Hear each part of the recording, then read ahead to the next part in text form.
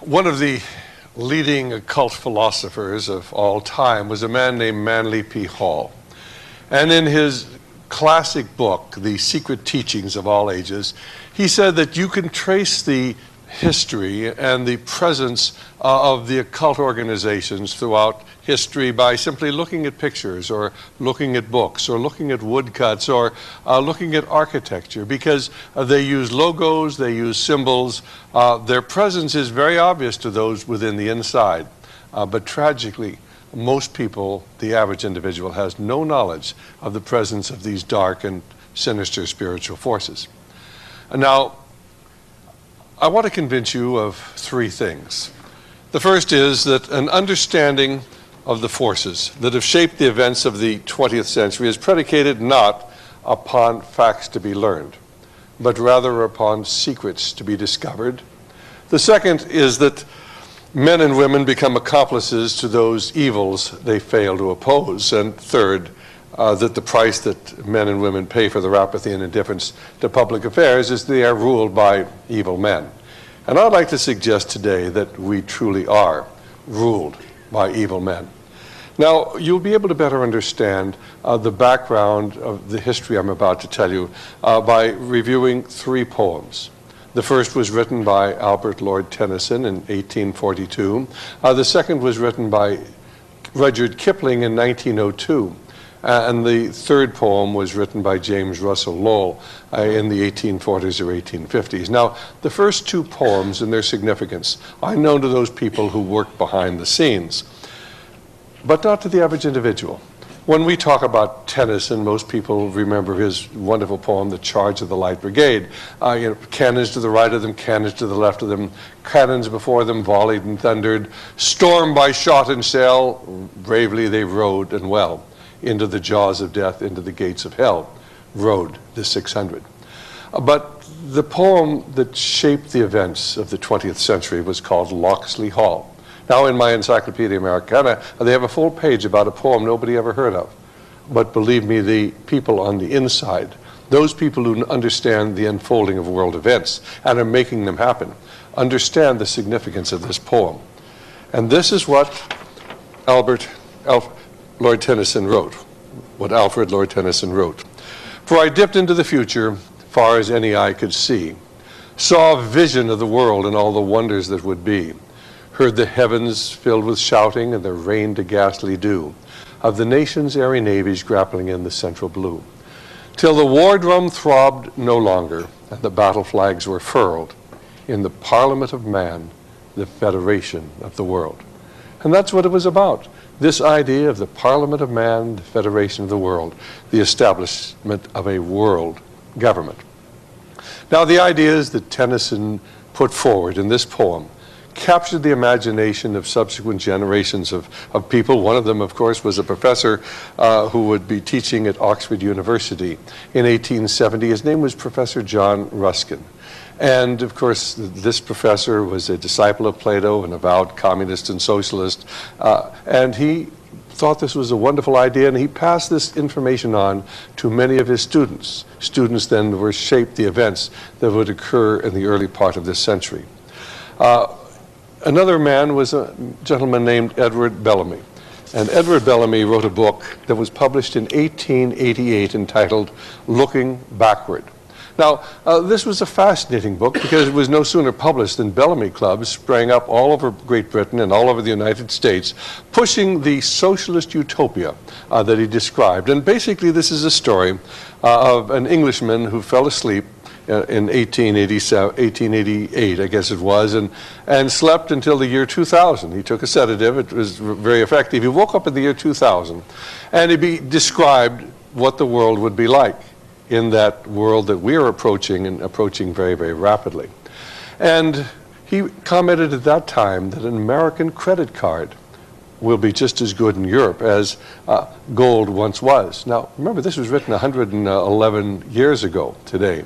At the present time, 111 years ago, Bellamy knew what the future held. Could you imagine people, even at the turn of the century or in the 50s, saying an American credit card will be just as good in Europe as gold once was?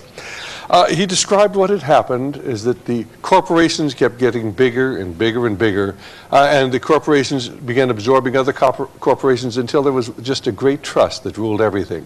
The great trust and government, the great corporation and the government controlled everything and provided for every person from the cradle to the grave, and everybody was just so very, very happy.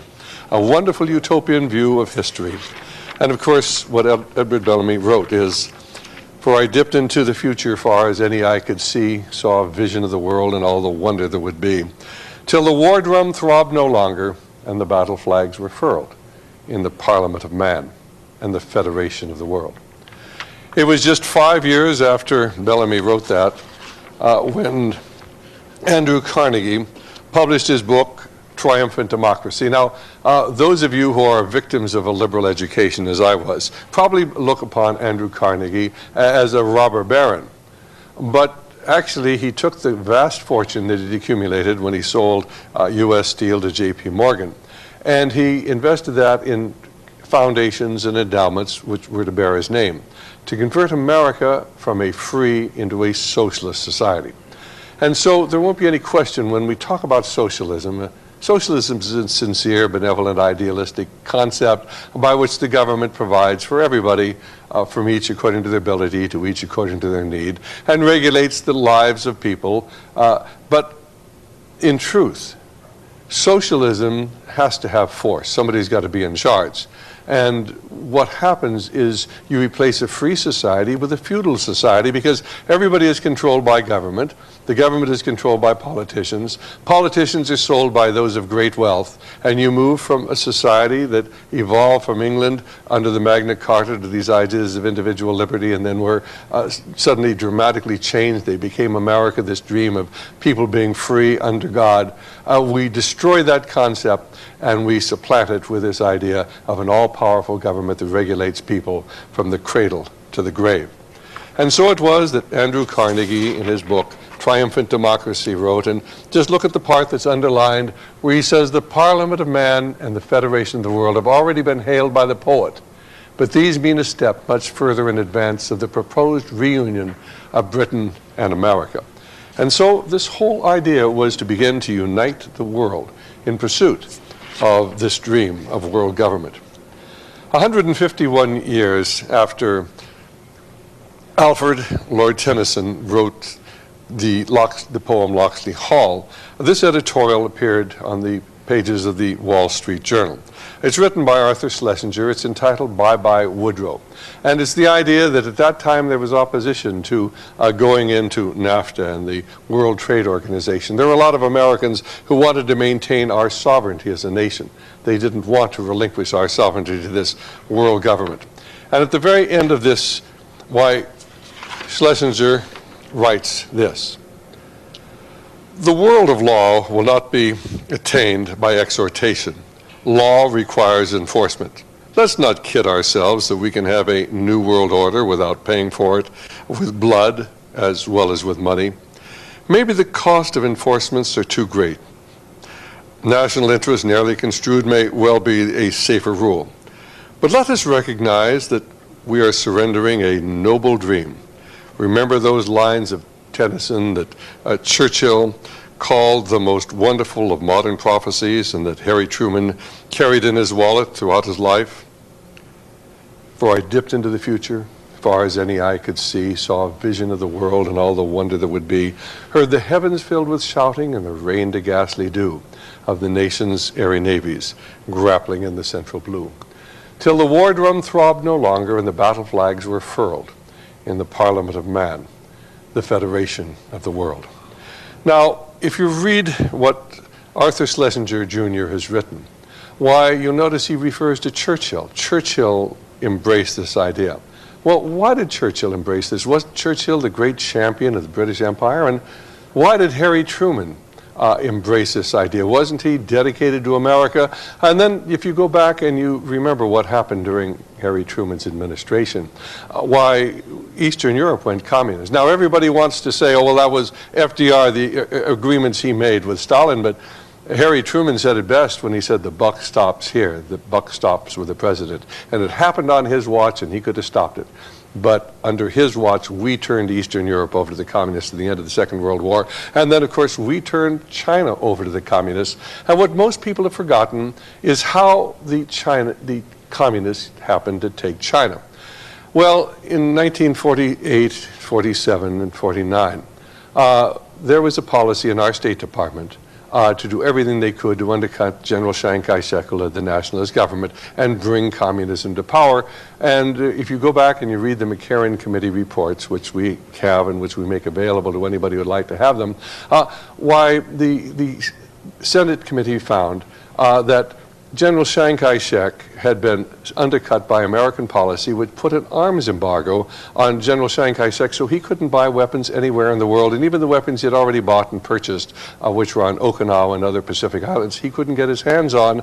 And so it wasn't that he was ever defeated in battle. He didn't lose the Civil War. There wasn't any war. He just retreated about 3 weeks ahead of the Chinese communists who were advancing because they had nothing to fight with.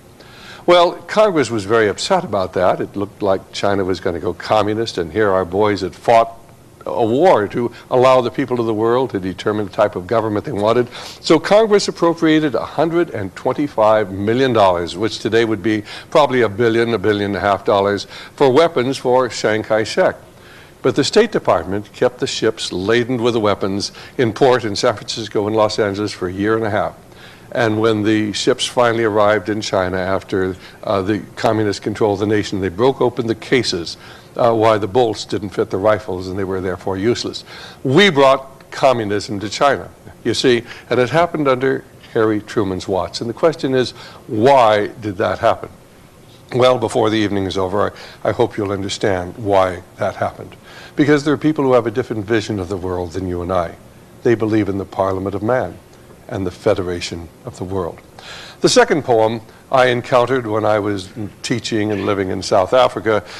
That time my son was attending the University of Cape Town Medical School, and I went down to visit him, and I noticed up on the hillside at the base of Table Mountain, that great flat-top mountain that towers over Cape Town, a monument. I'd never seen it before, and so we decided to walk up and see what it was. It looked like a small replica of the Lincoln Memorial with the vertical pillars and a flat top, but of course this was not in marble, it was in gray granite. And we trudged up the long, dusty path and came to the base of the stairs leading up to the monument itself. And on either side are these great granite lions guarding the entranceway. And you get inside past the pillars, and there's nothing there but a great pedestal.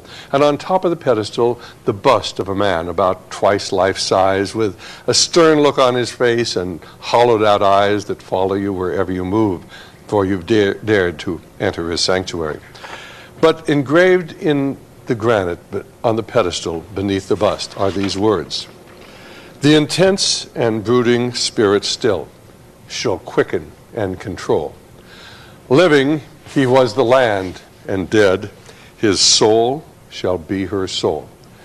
And of course, you have to understand that that was the eulogy that was read at Cecil John Rhodes' funeral in 1902. It was written by Rudyard Kipling, his close friend and associate.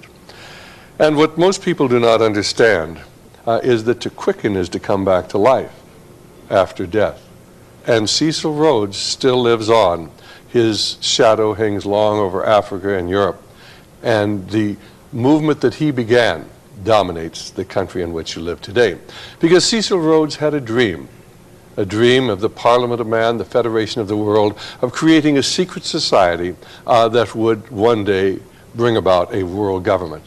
And so he left his great fortune to two purposes. One was to the secret society, and the other was to something known as the Rhodes Scholarships. Now, it is not simply coincidence that our President Clinton, happens to be a Rhodes Scholar, that the Supreme Allied Commander of Europe, General Wesley Clark, happens to be a Rhodes Scholar, that the Deputy Secretary of State Strobe Talbot is a Rhodes Scholar. In fact, Rhodes Scholars are at every level of our government. They're working within our major banks, our industries. They're the presidents, not teaching at our colleges. They're the presidents of our colleges, because the men who were taken from the United States and from Europe and from the various British colonies and sent to Oxford for our Rhodes Scholarships are there indoctrinated in these ideas of world government, indoctrinated in the idea that we really need an elite to rule the world because you common people are incapable of governing yourselves.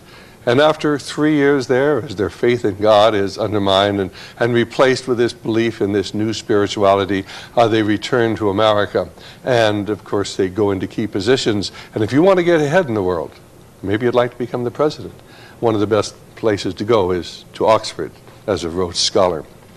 Now, the third poem was written by James Russell Lowell, describing that age-old controversy that has been with us since the dawn of mankind, that struggle between good and evil.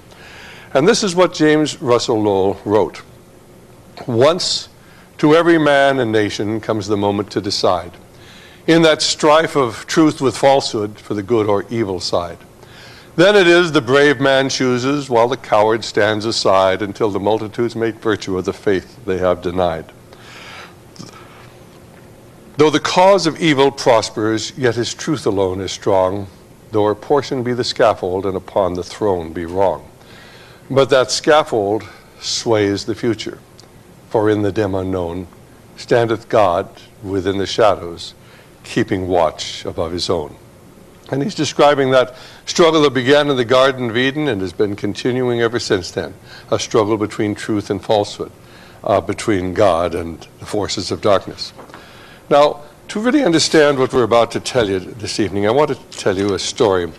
It's a murder mystery. It was the murder on the Orient Express, and that's a picture of the Orient Express, a train which traveled across the continent of Europe for many generations, linking the mystery of the East with the rationalism of the West, went from Istanbul to Paris. And the story was written by Agatha Christie of the murder on the Orient Express. It was a wonderful story. It was eventually made into a movie with such people as Albert Finney as Inspector Poirot, Lauren Bacall, Ingrid Bergman, Jacqueline Bisset, Martin Balsam, Sean Connery, Anthony Perkins, Vanessa Redgrave, and Richard Widmark as Mr. Ratchet. Truly a cast that most directors or producers would die for. And it starts in Istanbul as the train is being boarded. And it's interesting that most of the people getting onto the train are either English or Americans. Unusual to see so many Americans boarding a train in Istanbul. Monsieur Poirot is a world-famous Belgian detective. He's world-famous because he's a character in many of Agatha Christie's mystery stories, and he always solves the mystery. Well, as the story begins, why the train is beginning to move westward, and Mr. Ratchet, played by Richard Widmark, and he's truly a despicable man. To meet him, obviously, is to come to dislike him. He engages Mr. Poirot in conversation, and he says to Monsieur Poirot, I believe my life is in danger. I'd like to have you guard my life on the train. I'll give you $5,000. And Monsieur Poirot said, I am not the bodyguard. I'm a detective, world-famous detective, not interested in $10,000, $15,000. I'm not interested. The train goes into a tunnel, the screen goes black, and suddenly, as the train emerges, why, Mr. Ratchet is gone. But that very evening, Mr. Ratchet is murdered. He's obviously overdosed. He is stabbed 12 times. And Monsieur Poirot is engaged by the president of the line that controls the Orient Express to solve the murder so it won't in any way reflect on the train. After all, it's pretty bad for business if people are murdered on your train. And so Monsieur Poirot goes into the murder scene and he finds clues. I mean, there are all sorts of clues there. And his comment is, there are too many clues here. There are too many clues. And in some respects, that's what we really see as we look at what's going on in America today. There are too many things happening. There are too many clues. There are too many causes of what's going on. There's something known as cognitive disassociation, or cognitive dissonance, and it's a concept that if you feed too many ideas into people's minds, they can't think effectively. They did this with Pavlovian dogs years ago. They would train them to salivate in response to a buzzer. And of course, they sound the buzzer, the dog would salivate. Then they train him to salivate in response to a bell, and he would salivate. And then they'd train him to salivate in response to perhaps a bong or something of the sort, or scratching. And then they'd do them all together, and he couldn't think, because our minds can only accept so many things going on at one time, and the dog would go over and curl up in the corner of the cage and do nothing. And you have to understand, in many respects, this is what's happening to the American people. We face so many problems today. We face the problem of unrestricted abortion, increasingly militant homosexuality, where children are being taught in kindergarten that homosexuality is perfectly normal. Increasing crimes, where a court system that seems to be much more concerned about the criminal than the victim. A drug epidemic, that no matter what we do, it keeps getting worse. The failing educational system, the destruction of our family with half of our marriages ending in divorce. We find the loss of patriotism. We find new diseases, HIV disease and Legionnaire's disease and virus, and then we find new mycoplasma infections and all sorts of new diseases, many of them drug resistant. We don't know what to do with them. We find ever increasing government control over our lives and increasing persecution of Christians, not only in other countries, but even here in the United States, where if you were to go to a teacher were to go to a student and say, well, you might be homosexual, try it, you might like it, that'd be all right, but if you were to say, God loves you, why, that teacher would lose their job, and there's something wrong with the picture. The failure of our churches to speak out on moral and political issues, an ever-growing number of wars and revolutions, the absence of a missile defense for America, and in the face of increasing Russian hostility, lots of things are of serious concern. And I think you can't look at what's going on in the world today without being concerned. So who's really responsible for the things that are happening in America today? And there are many, many people who suggest that behind everything going on are the bankers. Because after all, when we have wars, the bankers make money. When we have inflation, the bankers make money. When we have a recession, the bankers take your home and your farms, and the bankers make money. And there's a great deal of evidence to suggest that this is not something new, but this has been going on for literally centuries. And so one of my favorite books is written by Thomas Jefferson. It's called The Master Thoughts of Thomas Jefferson. The book was actually published in 1909. But it describes something that Thomas Jefferson wrote almost 200 years ago. And among his thoughts are these.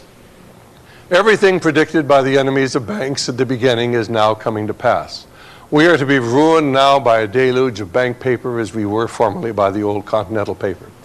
It is cruel that such revolutions and private fortunes should be at the mercy of avarice adventurers who, instead of employing their capital, if any they have, in manufacture, commerce, and other useful pursuits, make it an instrument to burden all the interchanges of property with their swindling profits which are the price of no useful industry of theirs.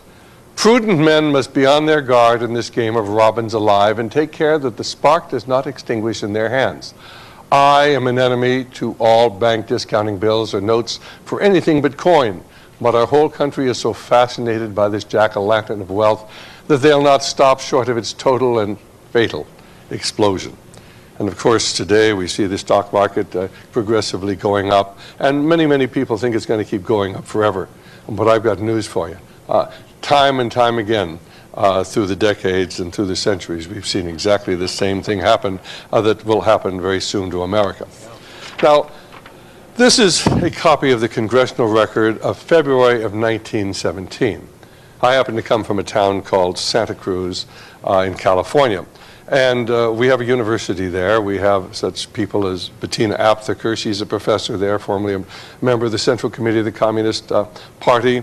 Her father, Herbert Aptheker, was the chief theoretician of the Communist Party, and she herself had organized the free speech movement in Berkeley in 1964. We have Angela Davis there. We even gave a PhD to Huey Newton, the leader of the Black Panthers, shortly before he died in a drug deal. But the advantage of having a university in your community is that you can get the books and you can get the congressional records there that are readily available, or not available to most people. So this is taken from the congressional record of February of 1917, which we got at our university library. Congressman Calloway is writing about what is going on in America in February of 1917, just 2 months before we enter the war in Europe. Let's go to the second paragraph. In March of 1915, the J.P. Morgan interests, now those are the banking interests. J.P. Morgan is the most powerful banker in America in 1915. So in March of 1915, the J.P. Morgan interest, the steel building, the powder interest, and their subsidiary organizations got together 12 men high up in the newspaper world and employed them to select the most influential newspapers in the United States, and sufficient numbers of them to control generally the policy of the daily press of the United States. These 12 men worked the problem out by selecting 179 newspapers and then began by an elimination process to retain only those necessary for the purpose of controlling the general policy of the daily press throughout the country. They found it was only necessary to purchase the control of 25 of the greatest papers. The 25 papers were agreed upon. Emissaries were sent to purchase the policy, national and international, of these papers. An agreement was reached. The policy of the papers was bought to be paid for by the month. An editor was furnished for each paper to properly supervise and edit information regarding the question of preparedness, militarism, financial policies, and other things of national and international nature considered vital to the interests of the purchasers. The contract is in existence at the present time, and it accounts for the news columns of the daily press of the country, focusing on military matters and military preparedness. Now, 2 months later, we went into the war. How did they get the American people to go to war in 1917, in a war that had no relationship to the United States? Well, they did it with atrocity stories, of course. And you control the press, and they wrote stories about how the Belgian women were being raped and ravaged by the Belgian soldiers, how the Belgian women had their breasts cut off, and how the German soldiers were cutting off the hands of little Belgian boys. And day after day after day after day after day, you read the atrocity stories, and an awful lot of Americans honestly believed this. Now, I talked many years later to a gentleman who had volunteered for service to go with the American Expeditionary Force to Europe to fight those terrible Germans who were committing these horrible atrocities. And of course, by the time he reached Belgium, most of his friends were dead. And he got there, and there were no little boys with their hands cut off. There were no women who had been raped. It was all a lie. But a lie told convincingly enough and often enough is believed. And J.P. Morgan and their control of the media convinced the entire American public that a lie was truth. Many times there are atrocities, and we just never hear about them. Most of you may very well remember when we were going into Desert Storm, because, of course, the Iraqis had moved into Kuwait, and the stories about those wicked Iraqi soldiers who went into the hospital in Kuwait City and took the little babies out of their bassinets and threw them on the ground and bayoneted them. I don't know how many of you remember those stories, but this was in the press at that time. There wasn't any truth to it. But they made it up. It became the reality of the American people, and it somehow justified our getting involved in Desert Storm. One of the other interesting things that we find about bankers is a letter I found in Colonel House's papers when I went back to Yale University in 1980. And Colonel House's papers are at Yale University. Now, Colonel Edward Mandell House is one of the most important individuals of the 20th century, probably the single most important American of the 20th century. And you'll learn a lot more about him as we progress through the evening. But this letter was written by Franklin Delano Roosevelt on White House stationery to Colonel House. And on the second page, written in November of 1933, why President Roosevelt wrote, "I had a nice talk with Jack Morgan the other day." Now, that's the son of J.P. Morgan. He's now dead. And then he goes on to say, "The real truth of the matter is, as you and I know, that a financial element in the larger centers has owned the government ever since the days of Andrew Jackson, and I'm not wholly accepting the administration of W.W." That's Woodrow Wilson.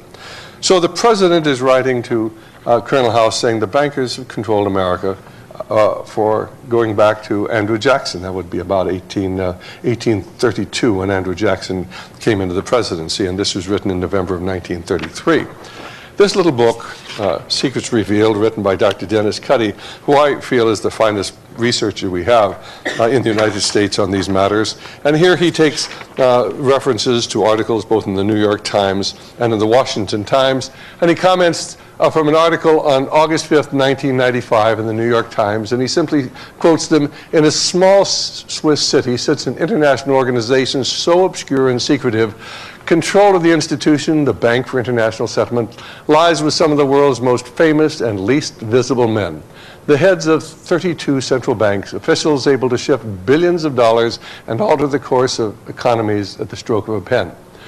On June 28, 1998, the Washington Post published an article about the Bank for International Settlement titled, "At Secret Meetings in Switzerland, 13 people shaped the world's economy," which described these individuals as this economic cabal, this secretive group, the financial barons who control the world's money supply.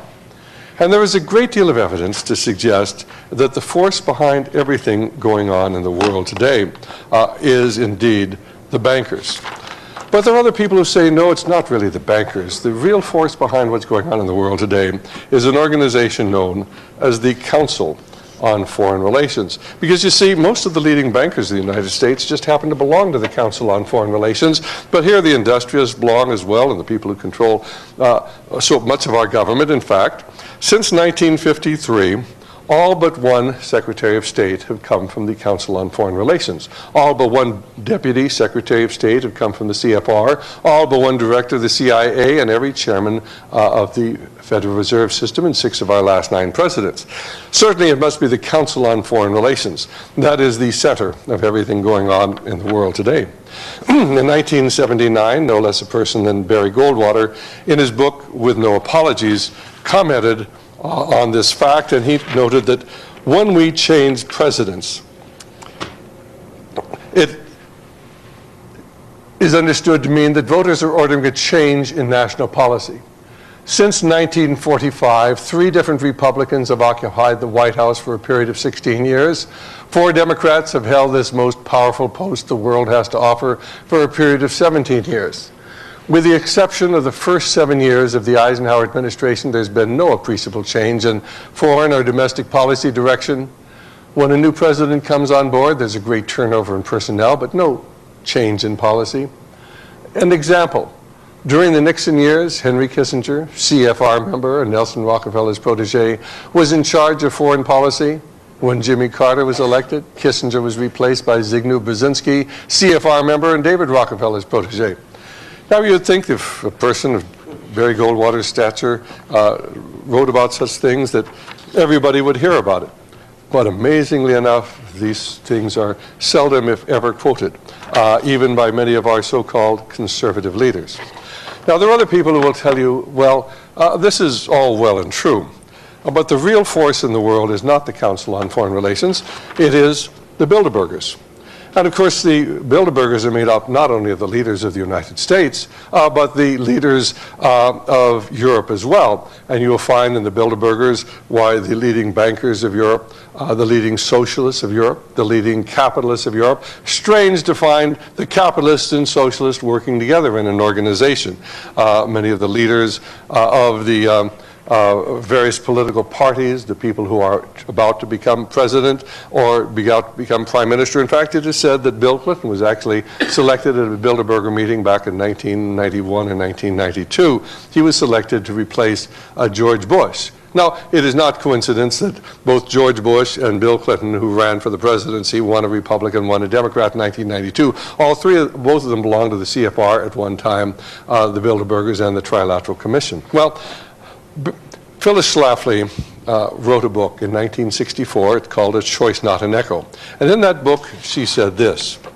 Several years ago, the author of this book stumbled on clear evidence of that very powerful men actually do meet to make plans which are kept secret from American citizens. While visiting at Sea Island, Georgia, this writer discovered the details of a secret meeting on nearby St. Simon's Island, Georgia, held at the King and Princess Hotel, February of 1957.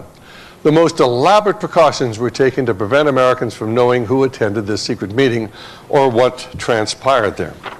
And then she goes on to say, the participants at the St. Simon's meeting were some of the biggest names in American politics, business, and the press. As described by an eyewitness observer at that meeting, those who came were not the heads of state. They were those who gave orders to the heads of state. In other words, the kingmakers. Well, there are others who say, well, you know, that's all very well and good, but it's really not the Bilderbergers. It's an organization known as the Trilateral Commission, because the Trilateral Commission is actually made up not only of the leaders of Europe and the United States, it's also made up of the leaders of Asia as well. In fact, Barry Goldwater on page 280 of his book, With No Apologies, basically said this. He's talking about the implications of Governor Rockefeller's presentation have become concrete proposals advanced by David Rockefeller's newest international cabal. A cabal is sort of a secret organization of the Trilateral Commission.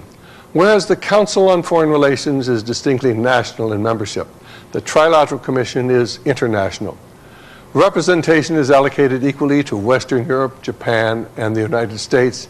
It is intended to be the vehicle for multinational consolidation of commercial and banking interests by seizing control of the political government of the United States. Let me read what Barry Goldwater said again. It is intended to be the vehicle for multinational consolidation of the commercial and banking interests. In other words, all throughout the world, they're going to seize banking and commercial interests, but they're going to do it by seizing control of the political government of the United States. Well, that's a pretty strong statement. You would think that people would be talking about that. Anybody want to seize control of this political government of the United States? That suggests they really want a dictatorship, or maybe they already have a dictatorship. Well, there are others who are going to say it's really not this organization you're talking about. It's really something called the Club of Rome. And you can actually pull this logo down off the internet site where we got it. And what I'm about to show you comes from the Club of Rome's internet site on the web. And basically, their statement is that their purpose is to act as an international non-official catalyst of change. Now, this is taken from their website below. Another new development was the decision to invite prominent world figures who share the club's concern to become honorary members, although their positions may prevent them from taking a public stance, as in the case of the Queen of the Netherlands or the King and Queen of Spain. They can and do give valued moral support. Among the others are former President Gorbachev, former President Richard von Weizsäcker of Germany, the first president of newly democratic Czechoslovakia, Václav Havel, the president of Hungary, the president of Argentina, etc., etc. Here, some of the most wealthy and powerful men in the world meet to plan the future. Among the leaders of the Club of Rome is a man named Maurice Strong. Now, those of you who have studied this will well recognize that Maurice Strong is one of the most powerful men in the world, but he's always working within the shadows. A man who never graduated from high school, and yet by the time he was 21 had a very important position in international finance. By the time he was 31, he headed one of the large financial corporations and financial advisory companies, a multi-billionaire, the man who is today the senior advisor to Kofi Annan, the Secretary General of the United Nations. Now, you probably believe Kofi Annan is the Secretary General and leads the United Nations, but he is simply a figurehead for the man who really runs the UN. His name is Maurice Strong, a member of the Club of Rome. And Maurice Strong, of course, it was the first Secretary General of the First Earth Summit in 1972, the second Secretary General of the Earth Summit in 1992, and the Secretary General of the Third Earth Summit in 1997. He has, of course, put out the Global Biodiversity Assessment Report, which really calls for the total disruption of Western civilization. He's been quoted as saying the only way to save the Earth is to destroy Western civilization. He has a little farm in Colorado. It's called Baca. About 100,000 acres there, where occultists from all over the world meet. They have witches, they have medicine men, they have shamans, they have Satanists, they have Shirley MacLaine. According to an article in West Magazine, why men like Henry Kissinger and Robert McNamara, remember the man who sent our boys to Vietnam to fight for 10 years but never allowed to win. They're not infrequent visitors at Baca. Maurice Strong's wife happens to be a witch, and she prays the sun up every morning. A strange situation that this man, as a great capitalist, is working so closely with Mikhail Gorbachev. In fact, the two of them are writing something known as the Earth Charter, a plan for the world and for your future. And you might wonder why the former head of the Soviet KGB, the former dictator of Russia, is working with a capitalist to reshape the world. And yet, of course, the more you study this, you begin to find there may be very little difference between the leaders of the communist nations and the leaders of the capitalist nations. Well, there are other people who will tell you that you really are mistaken. It's really not a capitalist conspiracy at all. It is a communist conspiracy. And this book, The Masters of Deceit, written by J. Edgar Hoover about 1960, gives an excellent overview of what communism is all about. And of course, at that time, communism controlled about a third of the world's population, a quarter of the world's landmass. And J. Edgar Hoover quotes Khrushchev at that time. In June of 1957, Nikita Khrushchev, the Soviet Communist Party boss, was interviewed before a nationwide American television audience, and with calm assurance he stated, "I can prophesy that your grandchildren in America will live under socialism. And please don't be afraid of that. Your children will not understand how their grandparents did not understand the progressive nature of a socialist society." Now, isn't it interesting that Khrushchev would say your grandchildren will live under socialism, not under communism? But you have to understand that every communist works for socialism. There is no communism in Russia. There never was any communism in Russia, because communism is when the state withers away, and the state never withers away. What the state does is always gain more power, like a hungry lion, always more power over the lives of the people. Now, perhaps to better understand what we're speaking about, I'd like to tell you about a book called New Lies for Old. Many of you, if you listen to Barbara Walters, Tom Brokaw, or Dan Rather, may have heard that there is no longer any communism in the world, that we won the Cold War. Communism is dead. And if that indeed is true, then why do 1.2 billion people live in communist China? And there's communism in North Korea, there's communism in Vietnam, there's communism in Cuba. In fact, I used to live in Africa, as I mentioned earlier, and the communists there control Rhodesia under Mugabe. They dominate South Africa, and if Nelson Mandela is not a communist, he'll do to one comes along. I've seen him with his raised clenched fist in front of the communist flag. He surrounded himself by communists. The man slated to replace him indeed is a communist. Southwest Africa is controlled by a dictator named Neto. Angola is controlled by the communists, and we've recently brought Kabila to power in Zaire, and Kabila is a communist. So what's wrong with this idea that communism is dead, or maybe it is all a myth? Well, let me tell you a little bit about this book. It was written by Anatoly Golitsyn, who was a major in Soviet planning. And he defected to the United States and tried to tell American intelligence that the communists had a long-range plan to convince the American people that they had won the battle. And of course, as he was debriefed by the CIA, any CIA official who believed him was immediately fired. And there was a group under James Angleton who were just put out of the CIA or retired.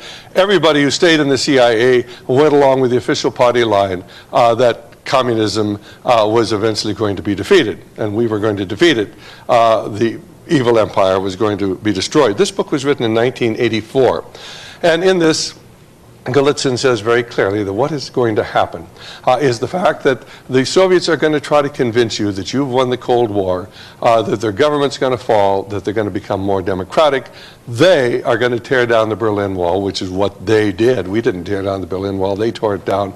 That Solidarity is going to take control in Poland, and of course they're going to convince you to go ahead and unilaterally disarm, and you'll give them more and more and more money so they can build themselves up in preparation for the inevitable war that they believe is coming. Another article that comes out of the New York Times in March of 1963, IMF relents on aid to Russia, but U.S. talks tougher. Now you have to understand, we're financing Russia today. We keep pouring billions and billions of dollars in. They've recently defaulted on $100 billion, and what are we doing? Well, we're giving them more money. And there's something wrong with this picture. But if you go back through history, you will find, as we'll discuss later, that we have financed Russia directly or indirectly since the time of the Russian Revolution back in 1917, because communism or socialism doesn't work. It's always had to have help from the West. This is a fax I get regularly from J. Michael Waller. The headline here, IMF promises more money as Russia threatens to arm Serbia. Where do you think that the Serbians get their MiG fighters and their anti-aircraft batteries? And where do you think that they get the wherewithal to withstand the intense bombing that the Americans have brought against them? Now, of course, they get their backing from Russia, and where does Russia get its backing? Why, they get their backing from us. Here's some from J. Michael Waller. Prophecy Club carries, from Jeff Nyquist. Prophecy Club carries material from Jeff Nyquist. I think it's accurate. As he points out that Russia is stockpiling oil and food and gold in preparation for war, because they believe war is not only fightable, but winnable.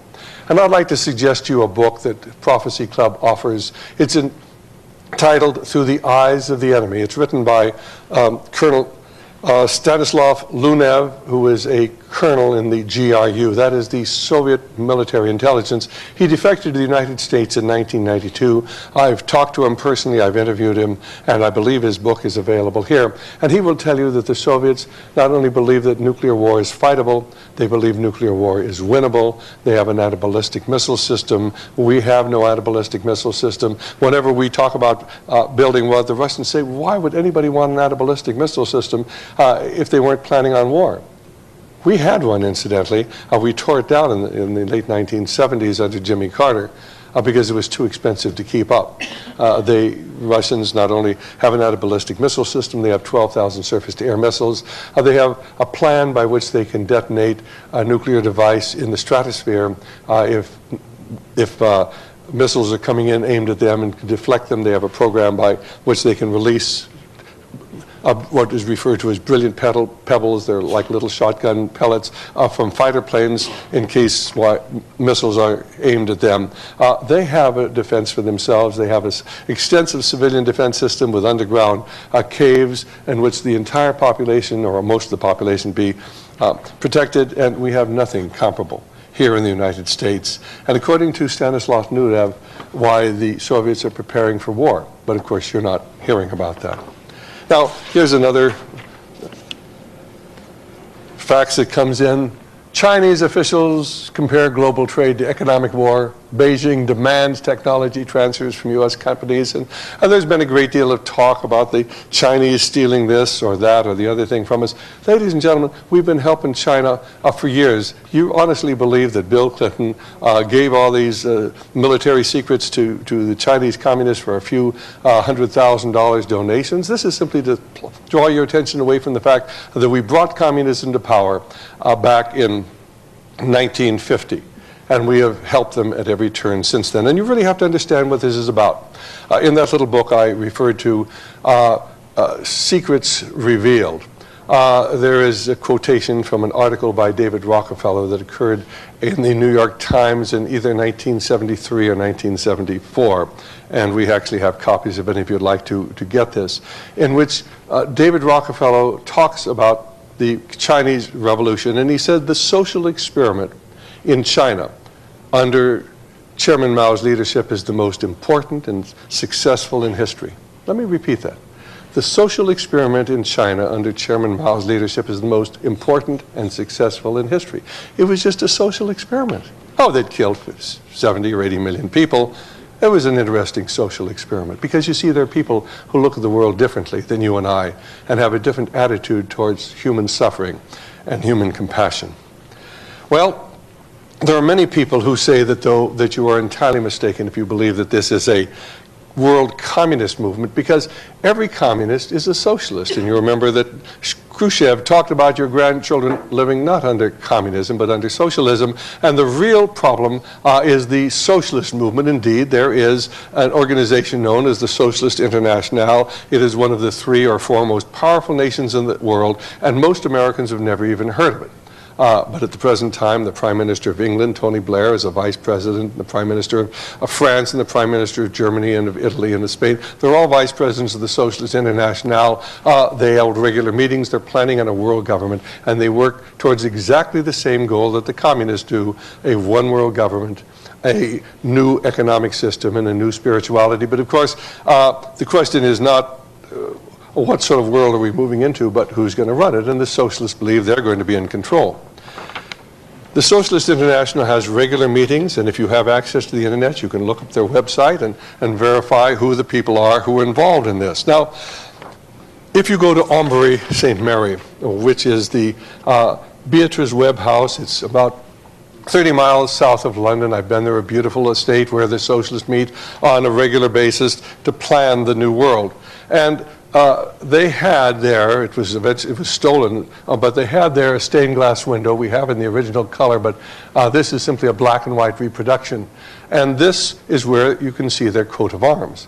Their coat of arms, you'll see between the 2 men on the right, is a wolf dressed in sheep's clothing, because everything is deception.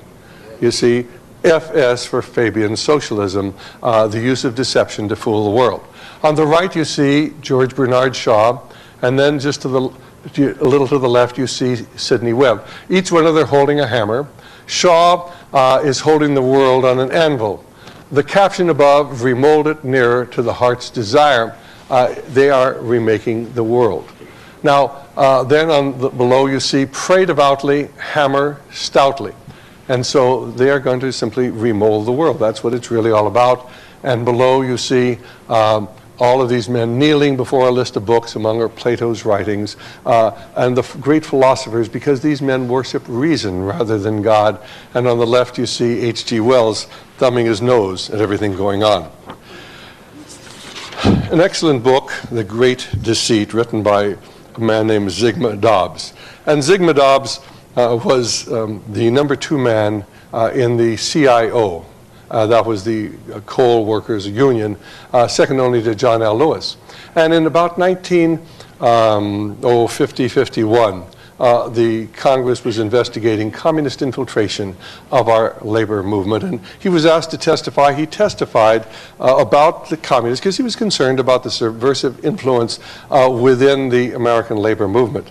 And the very evening that he was after he had testified about communism and American labor unions, why John L. Lewis and Walter Reuther and his brother and the leaders of American labor, which is largely controlled by people dedicated to socialism, met, and they banned Zygmunt Dobbs from ever again being involved in the American labor movement. And he couldn't understand why these men who were not themselves communists would be so concerned because of his exposure of the communist or subversive influence within American labor. And so he spent the rest of his life studying this. He wrote several books, among which was The Great Deceit.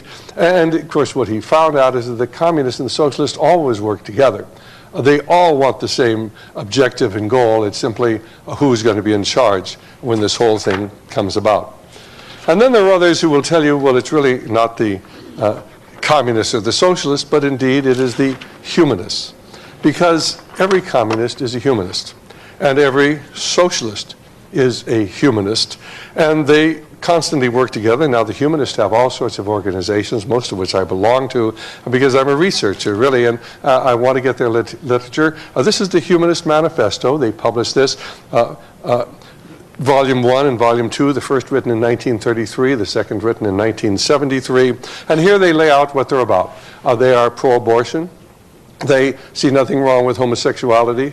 They believe that the criminal needs somebody to back them up and to be behind them to protect them from the criminal justice system. And so they support many times what the criminals are doing. They don't. They think that they need somebody to champion their cause to make sure they get justice. They believe there is no God. They believe there's no right or wrong. They believe our children should be taught that they are to determine what whatever they want to do, not having any rules that are brought forward by religious organizations. They're dedicated to socialism, they're dedicated to world government. Every humanist is a socialist, dedicated to world government and to socialism. Not every communist, pardon me, not every humanist is a communist, but every socialist is a humanist, and every humanist is a socialist. And so there's some people who believe that humanism is the common denominator for everything going on in the world today. There are others, of course, who will tell you that the real force behind what's going on is the tax-exempt foundations. The Rockefeller Foundation, the Carnegie Foundation, the Ford Foundation, the Pew Charitable Trust, the Robert Wood Johnson Foundation, because these organizations, if you study them, are financing communism and socialism here in the United States. In 1953, Congress commissioned the Reese Committee, headed by Congressman B. Carroll Reese, to investigate the great tax-exempt foundations to find out why they had funded the propaganda arm of the Chinese Communist movement in the United States in the late 1940s to convince the American people that Chairman Mao was not a communist but was an agrarian reformer, and that if China went communist it would be good for the Chinese people.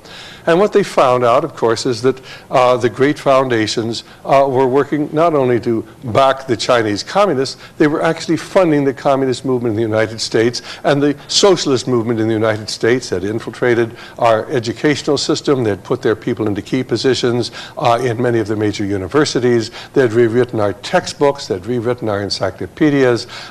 There was an interplay between our government and the foundations, and one example would be Dean Rusk. Dean Rusk just happened to be a Rhodes Scholar who worked for the Rockefeller Foundation, who went into the State Department as Undersecretary of State for Far Eastern Affairs, worked there to bring communism to China, and then, of course, to get us into the Korean War, which was to take our attention off of the tragedy of what had happened in China. And then Dean Rusk left the government and went back to the Rockefeller Foundation, now as the president. He stayed at the Rockefeller Foundation for 8 years. He went back then into government as Secretary of State to get us involved in a no-win war in Vietnam. And then, of course, he goes back as president of the Rockefeller Foundation. McGeorge Bundy, who was the director of the National Security Council, getting us involved in Vietnam, went to work as the president of the Ford Foundation. So there's an interlock every place between foundations and government. And it's sort of like musical chairs. And there are many people who honestly believe that the foundations are at the core of everything going on in the world today.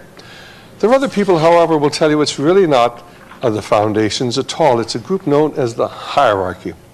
And I want to tell you a little bit about the hierarchy. I belong to something known as the Lucis Trust. It used to be known as the Lucifer Trust, but that has sort of a bad name. So Lucis is not as bad as Lucifer. And here's something we got from them in 1999. I want you to look at it. It talks about a festival and conference in 1999. And then it talks about mediation, letting in the light. And of course they don't tell you what the light is, but they understand what the light is. And then it talks about group fusion. Now this is the letter I got from them, and I've just copied it here. We affirm the fact of group fusion and integration within the heart center of the new group of world servers mediating between hierarchy and humanity. What are they talking about? Well, they think that's confusing. Let's go down to Roman numeral 2. Alignment, we project a line of lighted energy towards the spiritual hierarchy of the planet, the planetary heart of the great ashram of Sanat Kumara, and towards the Christ at the heart of the hierarchy. Well, you may not understand what they're saying, but you will before the evening is over. There are others who will tell you that the very, very center of everything going on today is the Illuminati. And of course, if you study the Illuminati, you know that it was founded on May 1st, 1776, by a man named Adam Weishaupt. And it was an organization dedicated to destroying all governments and all religions and taking over control of the world. Professor John Robinson actually wrote a book. He was approached to join this group. He did not. He was a Mason, and of course the organization was working within Masonry at the time. But he wrote a book to try to expose exactly what was going on. Now, if you read the 1913 British Encyclopedia Britannica, they have a fair amount on the Illuminati. If you read the modern British Encyclopedia Britannica, they hardly ever mention anything about it.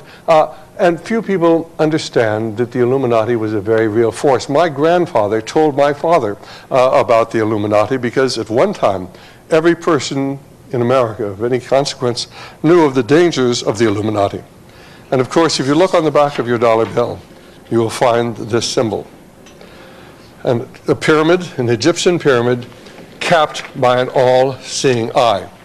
And beneath the caption, Novus Ordo Seclorum, the new secular order or social order.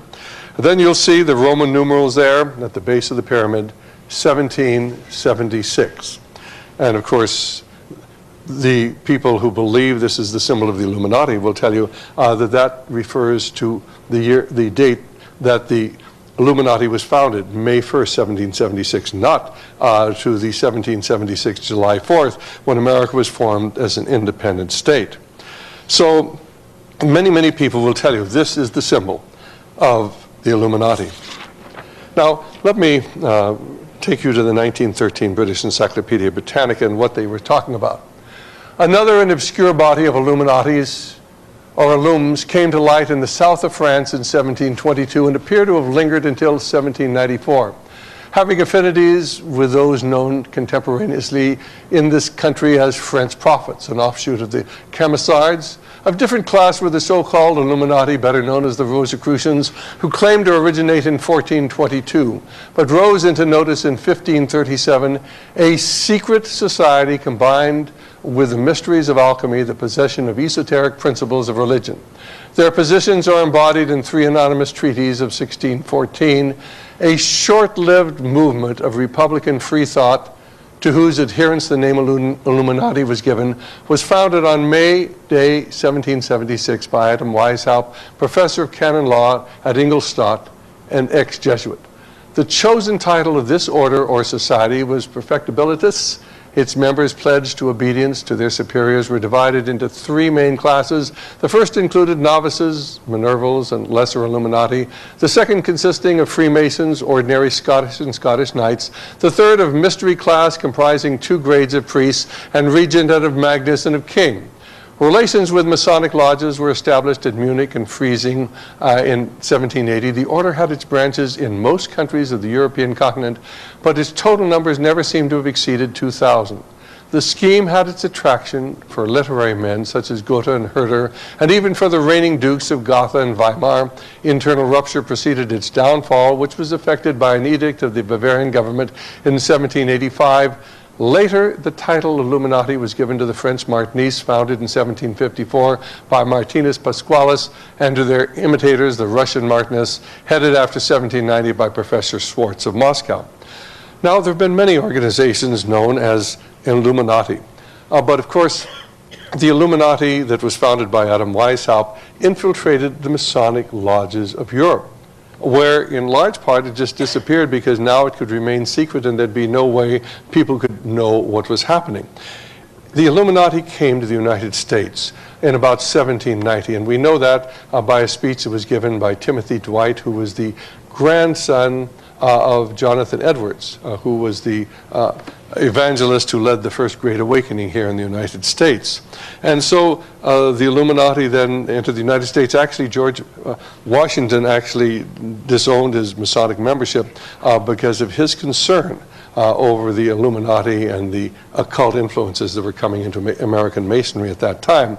There are people like Bill Schneebelen and Doc Marquis who have been at the higher echelons of these seeping movements, because with Masonry, you do not simply have 32 or 33 degrees. As you'll learn very soon, there are other degrees of Masonry, for Masonry is truly a fraternity within a fraternity. Now, here is one of the more important books. It was written by a man who no one would accuse of being a conservative. His name is James H. Billington. He is currently the Librarian of Congress, and his book, Fire in the Minds of Men, is one of the great exposés of the world occult movement.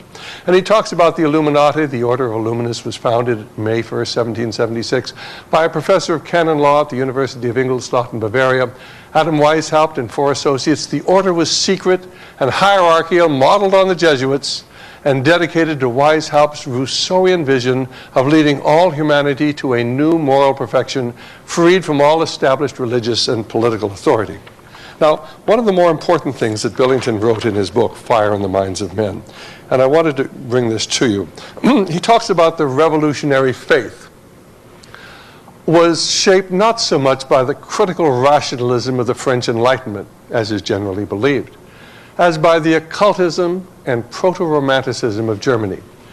This faith was incubated in France during the Revolutionary era within a small subculture of literary intellectuals who were immersed in journalism, fascinated by secret societies, and subsequently infatuated with ideologies as a secular surrogate for religious belief.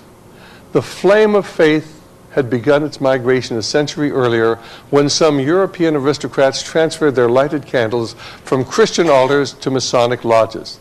The flame of occult alchemists, which had promised to turn dross into gold, reappeared at the center of new circles seeking to recreate a golden age, Bavarian Illuminists conspiring against the Jesuits, French Philadelphians against Napoleon, and Italian charcoal burners against the Habsburgs.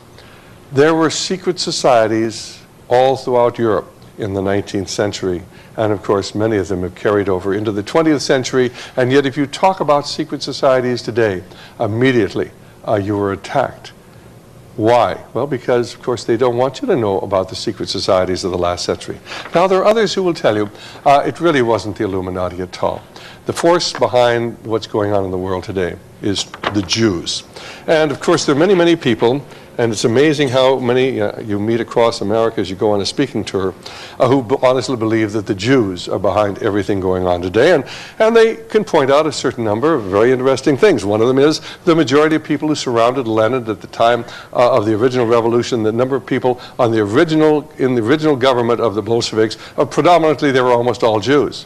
And that's true. And every one of them but one was eventually executed. So you don't want to be part of that sort of a Jewish conspiracy.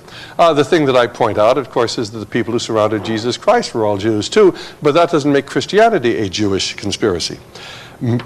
Many socialists and communists have been Jews, but many of the finest conservatives I know happen to be Jewish as well, because God's given them very, very special talents and has a very special place for them in His plan for the world. Now, those people then who cannot convince you that it is a Jewish conspiracy generally will try to convince you it is a conspiracy of international Jewish bankers. And they can come up with a great deal of evidence for that.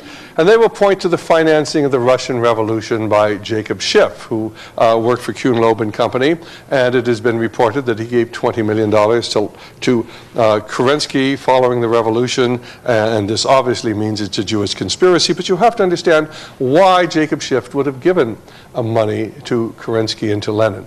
And the reason, of course, is because of the violent anti-Semitism that existed under the Tsar. In 1905, there'd been a revolution in Russia.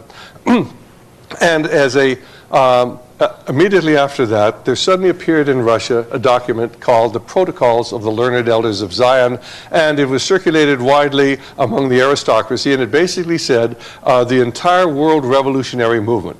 And there had already been a number of revolutionary attempts in France and in Germany and in Italy. And it said the revolution throughout the world, specifically the one here, is all a Jewish conspiracy. And this is called the Protocols of the Learned Elders of Zion. And of course, because it was accepted by the Tsar and they began having an organized effort to destroy the Jewish population, they had something known as pogroms, and they would go in and just destroy Jewish villages and kill everybody there. And this was sanctioned by the government, and it was because of that that Jews throughout the world hated the Tsar and hated what was going on there. But there's other things going on. There's a book written by Henry Ford called The International Jew. Many Jews today will not buy a Ford motor car because of Henry Ford's anti-Semitism, though he's long since gone. But he used the Dearborn Independent to push anti-Semitism. But there are a couple of interesting things about Henry Ford. One is that Henry Ford built up Hitler's military potential, and there were Ford motor plants operating in Germany both before and during the Second World War, providing the war materials for Adolf Hitler. Henry Ford was given the highest award any civilian could be given by the Nazi government. But what most people never stop and think about is that Henry Ford also built the Gorky truck plant and car plant in Russia, in communist Russia. He put Russia on wheels. And during the Vietnam War, I've been told that many of the flyers, seeing the trucks driving down the Ho Chi Minh Trail carrying the weapons that would be used to kill American boys in South Vietnam, those trucks looked very much like Ford motor trucks. And they looked like Ford motor trucks because they were Ford motor trucks. They were built by the Ford-planted Gorky with technology that had been transferred from America by the Ford company. Then, of course, there are the writings of Winston Churchill. Now, Winston Churchill has always had a good press, or almost always had a good press, and yet during the 1920s in the London Times, he wrote a great deal of anti-Semitic material claiming that the Bolshevik Revolution was entirely a Zionist revolution, pointing to the Jews as being responsible for all the troubles of Europe, troubles that threatened to spread to the West. Winston Churchill, you remember we talked about in our opening remarks.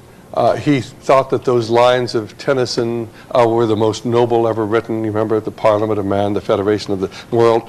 And Winston Churchill, to understand what's going on today is to understand Winston Churchill. Most of you who've probably never studied the history of the First World War don't remember Gallipoli. But Gallipoli was in Asia Minor, and Winston Churchill was the Lord of the Admiralty of Great Britain, and he ordered an attack on Gallipoli. Now, it was a strip of land adjacent to the mountains, and had the British Expeditionary Force ever gotten off the beaches, they never could have done anything because there was nothing behind them but mountains. You could never have gotten through them. And yet, he ordered this, the men were put ashore, 150,000 British soldiers died or were wounded at Gallipoli, 150,000 Turks were wounded at Gallipoli. A senseless slaughter of human life, and many people for some years after the First World War remembered that was Winston Churchill. Winston Churchill had insisted on it, one of the great military disasters of all time. One of the people I really enjoyed meeting in my 37 years I've been involved in researching what's going on was General Albert Wedemeyer. General Wedemeyer was a four-star Marine general. Perhaps some of you remember that wonderful docudrama, Herman Wouk's The Winds of War. How many of you remember that? Basically, it was a story about an American general played by Robert Mitchum who was going to the White House to have dinner with Churchill and FDR. That, in real life, was General Albert Wedemeyer. He was the chief planner for the American military, for the American Army, in the years leading up to and at the beginning of the Second World War. And I spent several weekends with him, a great deal of time. And one of the things he pointed out was that Winston Churchill had insisted in 1943, and early 1943 we were ready to end the war. We had the men, we had the material, and General Wedemeyer wanted to attack the enemy. That was Germany. Winston Churchill didn't want to attack the enemy. He wanted to attack North Africa. And, of course, they had a marked disagreement over this, and Winston Churchill prevailed upon Roosevelt to send General Wedemeyer off to India to be banished because he wouldn't go along with the idea of invading North Africa, which accomplished absolutely nothing other than to kill a lot of people, bypass North Africa, go after the enemy. And then after we attacked North Africa, we attacked Sicily. And then after we attacked Sicily, we attacked Anzio. And then we fought up the little narrow boot of Italy where we could never possibly make a breakout, losing, tens of thousands, hundreds of thousands of men. The interesting thing, we lost more men at the invasion of Anzio than General MacArthur lost in all of the invasions of all of the islands in the South Pacific. Why didn't Churchill want to end the war? Why did he insist on the bloodletting at Gallipoli and in North Africa? Why didn't he end the war? Well, before the evening is over, of course, we'll give you the answers to that. The Protocols of the Learned Elders of Zion. I don't know how many of you have ever had an opportunity to read this, but if you ever have the opportunity, let me suggest that you don't bother to read it. And the reason that you shouldn't read it is because it's so convincing. It really is. It is a totally evil document.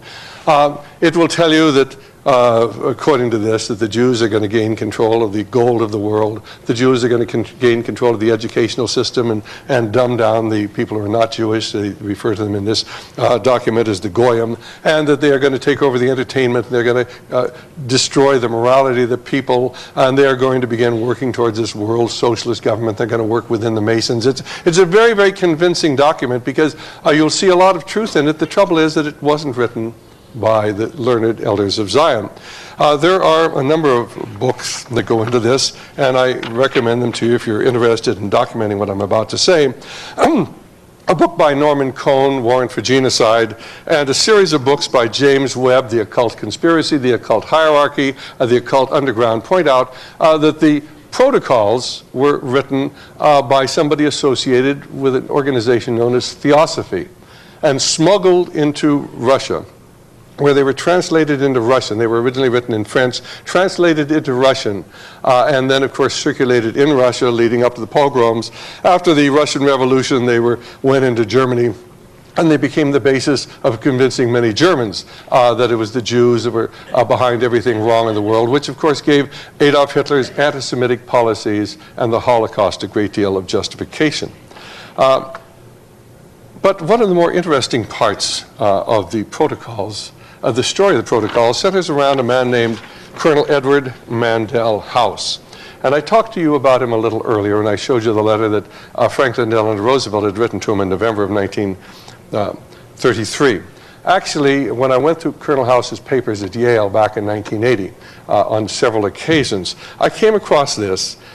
This is the protocols of the meetings of the Zionist men of wisdom.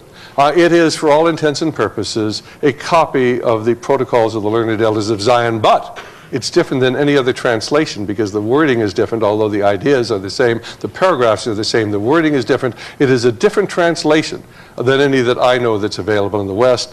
And so where did it come from? I mean, the original one was in French, and of course then it went into Russian, translated into Russian, translated into English by a man named Victor Marsden, and circulated in America. And that is not this translation. This is a different translation. Now, Colonel House was very active in 1905 when this first went into Russia.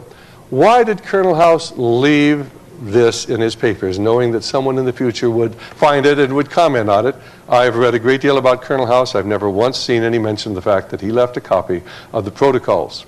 He wrote a book in 1911. It was called Philip Drew Administrator. In that book, he laid out the plan for the establishment of a dictatorship in America using many of the ideas from the Protocols of the Learned Elders of Zion. He wrote the book anonymously, and one of the things that he did was to leave a clue so that people would be able to figure out who wrote the book. But he would never admit that he was the author, at least until about 1920 or 21. He said, let's have a meeting at Mandell House. Well, his name was Edward Mandell House, so it was pretty clear who was actually had written the book. But he liked to do things like this. Colonel House had some very, very strange powers. He controlled the President of the United States. And people at that time were always curious, how was he able to control the President of the United States? A fascinating book, My First 83 Years in America, was written by Ambassador Gerard, who was the American ambassador to Germany during the Second World War. During the First World War. And Ambassador Gerard tells us that by 1915, the Germans wanted to end the war. You remember, it started in 14 and went to 1918. But by 1915, the Germans, February 1915, they wanted to get this war over with. And of course, it was accomplishing nothing. And so he was approached. He wrote to President Wilson and said, now's the time to enter negotiations. We can be the intermediary. We can bring peace, stop the war. And he doesn't get a letter back from the president. He gets a letter back from Colonel House that says, it's not time to stop the war. The British don't want to stop the war. And furthermore, all future correspondence between you and the president will come through me. And Ambassador Gerard writes in his book, I mean, where did this guy come up? Where did he come from? He was never elected. He was never appointed by the Senate. He has no standing at all, and yet he directs me that I can't contact the president who appointed me. I have to go through him. Colonel House and some of the books written at that time would go into a room and talk to people, and he'd maybe fix somebody and he'd begin talking to them, and after he had left, an idea would come into their mind, and that idea they'd think would be their own, and they'd begin acting on it, never realizing that it was Colonel House's idea, and the man who commented that never understood how this had come about. One of the more interesting things about Colonel House is his diary, and the reason I went to Yale is because I wanted to read his diary, and I had read all of the summaries of the diary, 4 volumes. I have the Intimate Papers of Colonel House written by Charles Seymour, but I was reading things that other people had written that had come from the diary that weren't included in what was available at that time for the diary in 1980. And so I went to Yale University and found out that the diary had been given to Yale in 1923. It had been covered a period from about, perhaps 1911 to 1923 on almost a daily basis. Colonel House kept this diary, and then he had a proviso that it would not be available for public scrutiny until 50 years had passed, so that was 1973. 1923, 1973 would be available. Immediately it was bought up by Times Mirror Company and copyrighted so it could be published, and then never published. And to this very day, it's never been published.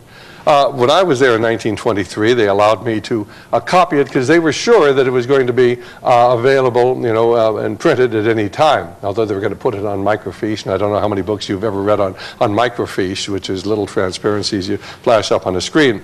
But one of the fascinating stories that they told, and Colonel House writes this, he said, I had lunch with Clemenceau. Now, Clemenceau was the Prime Minister of France. And this is about 1919 when they're working on the Treaty of Versailles. And Clemenceau was very worried about the communist revolution because the communists were saying, we are going to destroy the West, we're going to get revolutions in Europe, and we're going to overthrow capitalism. The communist leaders were saying this, Lenin was saying that. And so Clemenceau was saying, we better put these communists down before something happens. But Colonel House said and wrote, but I was able to convince Clemenceau that nothing could be done to put down the communists militarily. And then I had lunch with Orlando. He was the Prime Minister of Italy. And he had the same views. He wanted to do something about communism. I was able to convince him that we could do nothing about communism. And then he writes, I knew what I told them wasn't true. I knew with a small mercenary unit and a few battalions of artillery we could put down the communists, but I didn't want Clemenceau and Orlando to know that. Now, why would this man who was not a communist want communism to survive? It really, in many ways, doesn't make sense. And how was he able actually to convince these leaders of the world of something that wasn't true and that he knew wasn't true? How was he able to control both Woodrow Wilson, who said I would never make a decision without the advice of my good friend Colonel House, and President Roosevelt? How was he able to do it? Well, let's go to a fascinating book written by my friend Ed Griffin. And the reason I put this up here is because it has some sections in it from a book entitled British Agent, written by Bruce Lockhart. Bruce Lockhart had been sent to Russia after the Russian Revolution by a man named Lord Alfred Milner.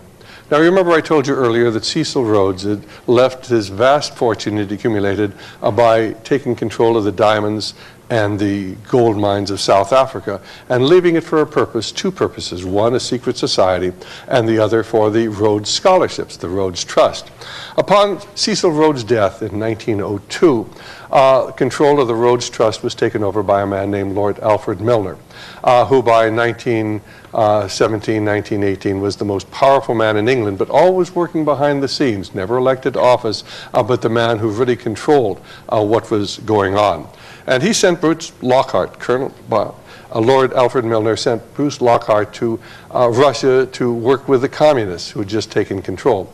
And of course, Lockhart writes that one of the strange things, he could never understand why it was that Lenin, the dictator of Russia, seemed to be so subservient and almost condescending, going along with anything that was suggested to him by American capitalists who were there. In fact, many of these seem to be related to the American Federal Reserve System. And he never understood why such things were going on. It didn't seem right that Lenin, the communist, would be so concerned working with the capitalists. And, of course, there are a number of other books that were written at that time. One of them is the autobiography of Sir George Buchanan. Sir George Buchanan was the English ambassador to St. Petersburg, to Russia, at the time of the Communist Revolution. And in his biography, he has about 10 pages talking about these foolish people who were saying that the English had financed the Russian Revolution.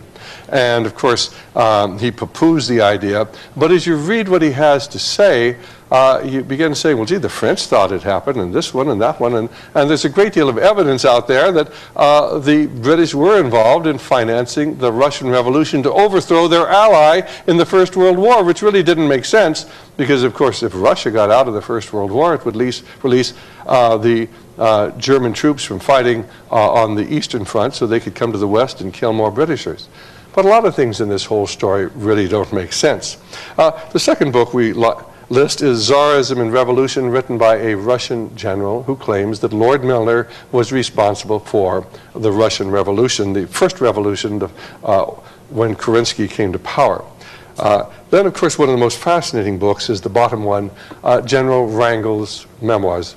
And, of course, General Wrangel was the commander of the Army of the South, a white Russian army that was opposing the communists. And, of course, the Russian people did not want communism. They didn't want this kind of ruthless government that they saw even being enforced in St. Petersburg and other areas that the communists controlled.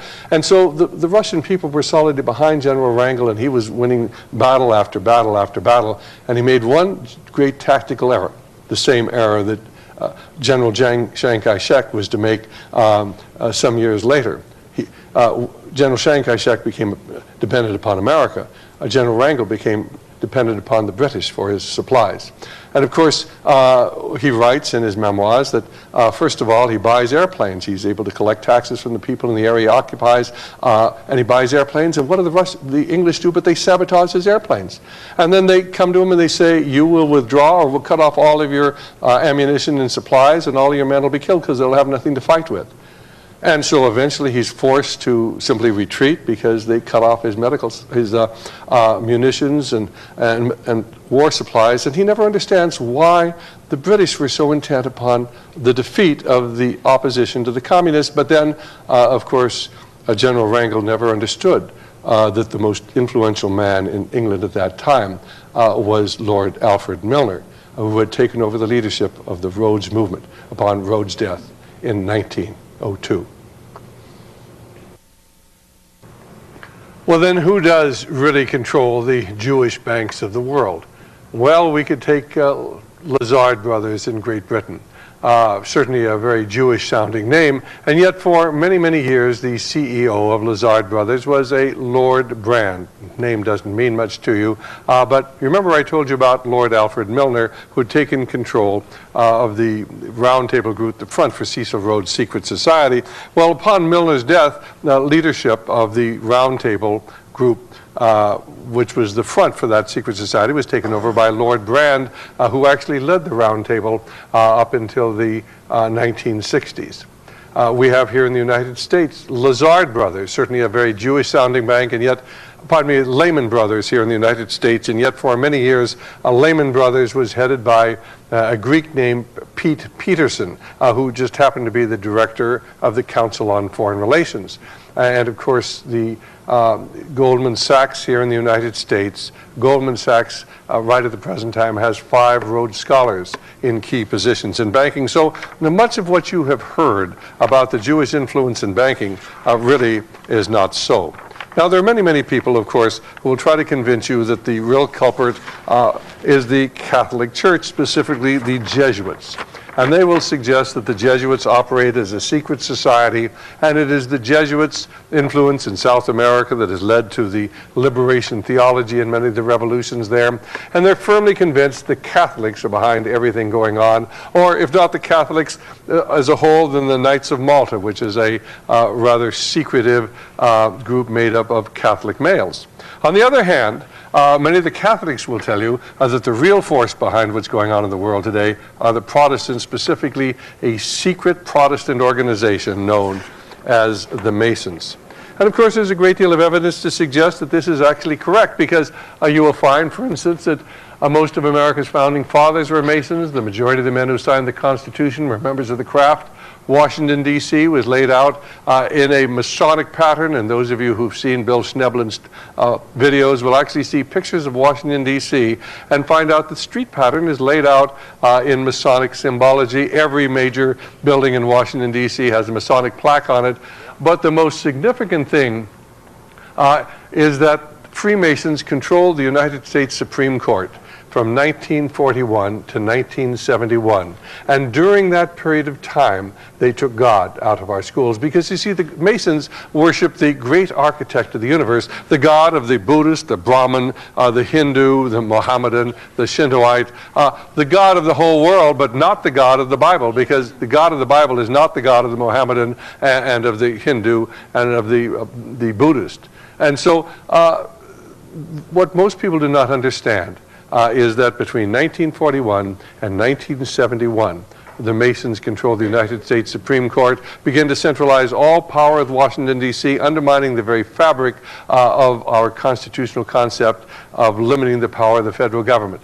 4 of the 6 Supreme Court justices who voted to take God out of our schools were Masons. That was Tom Clark, William O. Douglas, Earl Warren, and Black. In other words, the Masons were responsible for taking God out of our schools, and they did it intentionally because they've always wanted to create a wall of separation between church and state. And I suggest that probably most of you have never heard that. It's never mentioned by conservative organizations across America, and you might ask yourself why that would be. Now, if you talk to Masons, they will point to the symbol on the back of the dollar bill, and they will tell you that is a Masonic symbol. And of course, they will use this in many of their publications, and they claim that this pyramid capped by the all-seeing eye is indeed a Masonic symbol. Now, I've never met a Mason I didn't like, so how do you explain what they are doing? Well, let me tell you what Manly P. Hall has said. Now, Manly P. Hall, you remember we started our program this evening talking about Manly P. Hall, the most distinguished and important Masonic philosopher of modern times. And in his book, The Lectures on Ancient Philosophy, written in 1929, he said this: Freemasonry is a fraternity within a fraternity, an outer organization concealing an inner brotherhood of the elect. It's necessary to establish the existence of these 2 separate yet independent orders, the one visible, the other invisible. The visible society is a splendid camaraderie of free and accepted men enjoined to devote themselves to ethical, educational, fraternal, patriotic, and humanitarian concerns. But the invisible society is a secret and most august fraternity, whose members are dedicated to the service of the mysterious arcandrum, a secret or mystery. In each generation, only a very few are accepted into the inner sanctuary of the work. One of the better books on this is Behind the Lodge Door by Paul Fisher, and he tells you without any question that between 1941 and 1971, the Supreme Court was dominated by Masons in ratios of 5-4 to 8-1. During that 30-year period, the court erected a wall separating things religious from things secular. It was an epoch when prayer and Bible reading were deracinated from public education, and when decisions after decisions succeeded in prohibiting any state financial assistance to religious schools. And nobody ever talks about it, and I wonder why. Well, of course, the magazine that was put out by the Masons for many years was known as the New Age magazine. Some years ago, they stopped calling it New Age. They call it now the Shrine Journal, because there was another New Age magazine to denote a new movement within America called the New Age, or sometimes the Aquarian Conspiracy. This is a book about the Aquarian Conspiracy, about the New Age movement. You'll notice this logo on the front. If you look very carefully, you'll notice the 3 6s intertwined. And in that book, Marilyn Ferguson, who is dedicated to this purpose, tells us what it's all about. And she tells us that a leaderless but powerful network is working to bring about radical change in the United States. Its members have broken with certain key elements of Western thought. They may even have broken continuity with history. This network is the Aquarian conspiracy. It's a conspiracy without a political doctrine, without a manifesto, with conspirators who seek power only to disperse it and whose strategies are pragmatic, even scientific, but whose perspectives sound so mystical that they hesitate to discuss it. Activists asking different kinds of questions, challenging the establishment from within. She names among the people associated with this movement Zygmunt Brzezinski, who was actually recruited by David Rockefeller to organize the Trilateral Commission. There are others who would tell you the force behind what's going on today is truly the oligarchy, the crown heads of Europe, the Habsburg, the English monarchy, the Queen of the Netherlands, the King and Queen of Spain. And you remember that the latter two were part of the Club of Rome. So there seems to be almost a certain amount of incest in these various organizations. There are others who talk about the Priori of Sion, which is supposedly a secret society that traces its origins back to the Merovingian dynasties of the 5th and 6th century in southern France, outlined in a book called Holy Blood, Holy Grail, that basically says that there is a bloodline that flows through the monarchies of Europe, of royal bloodline that goes back to the House of David. Now, there are other people who say, well, the real force behind what's going on is something known as the Order of the Quest. And you may not have heard of this, but it's described in a book by Manly P. Hall entitled The Secret Destiny of America. Now, most of you may have wondered where the emblem on the back of the dollar bill came from, the pyramid capped by the all-seeing eye. Basically, it came from the back of the Great Seal of the United States. It was placed on the back of the Great Seal of the United States in 1782. And then kept there secretly, subsequently, until it was put on the back of the dollar bill in 1935 by a Masonic president at the behest of a Mason who was Henry Wallace, the Secretary of Agriculture at that time. But the understanding of the Great Seal is an understanding of the occult movement and its influence on America. Let me tell you what Manly P. Hall tells us about the Great Seal on the back, or the emblem on the back of the Great Seal of the United States. On the reverse of our nation's Great Seal is an unfinished pyramid to represent human society itself, imperfect and incomplete. Above floats the symbol of the esoteric orders, in other words, the secret orders. The radiant triangle with the all-seeing eye. There's only one possible origin for these symbols, and that is the secret societies which came to this country 150 years before the Revolutionary War. There can be no question that the Great Seal was directly inspired by these orders of the human quest, and that it set forth the purpose of this nation. Now let me explain to you what he is in essence saying, is that the occult organizations, the secret societies, came to America shortly after the Pilgrims arrived in about 1620. And the purpose of America was to bring about the New World Order. They were to use America to create Novo Ordo Seclorum. And that's exactly what's happening today. The power of America is being used to force all nations into the world government. And that's what you're seeing in Kosovo, why we are simply bombing the cities, destroying everything. And if you don't give in, why, of course, that'll be a good lesson to other people. And here's Manly P. Hall, the leading occult philosopher of modern times, essentially telling you that. And the symbol on the back of the Great Seal of the United States, this was written in about 1930 or so, long before it was even put on the back of the dollar bill. The seal on the back, the mark on the back of the Great Seal symbolizes that. There are others who will tell you that the force behind what's going on in the world today is the Rosicrucians. The Rosicrucians go back to the Knights of the Rosy Cross. They have to do with the Crusades. They came to the forefront in about 1400s. They tie into Gnosticism. I've interviewed them on my radio programs.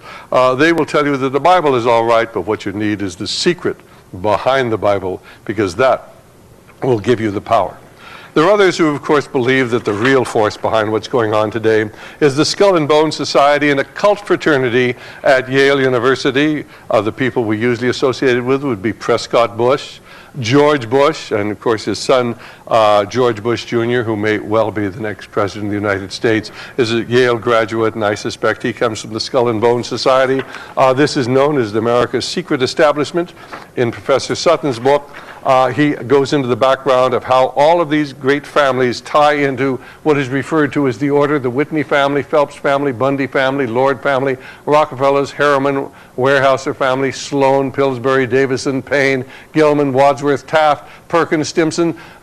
Henry Stimson was the Secretary of War during the Second World War, member of the Council on Foreign Relations, wrote a book with a man named McGeorge Bundy. McGeorge Bundy was the head of the National Security Council when we got us into the Vietnam War. The two of them got together and wrote a book entitled On Watch, and of course both of them come from the Council on Foreign Relations. There are other people who believe what's going on today is really related to Theosophy.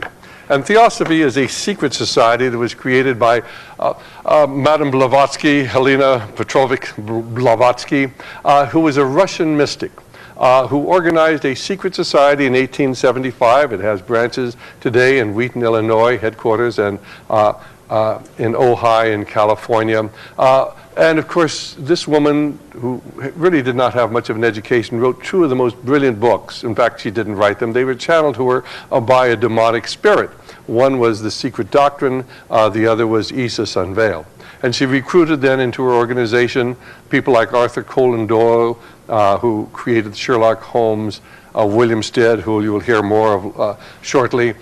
Certainly her most famous disciple of the 19th century was a man named Thomas Edison, who would begin to meditate. And this is what you're taught to do when, of course, you're dealing with the occult, and come up with great ideas like the electric light, the ticker tape, the phonograph, the motion pictures. All of these were things that Thomas Edison created, and we look upon him as this great genius, and he was a great genius, but he had mystical forces. He was a dedicated disciple of Madame Blavatsky. In the 20th century, of course, her best-known disciples were a man named Schnickelgruber, who's also known as Adolf Hitler.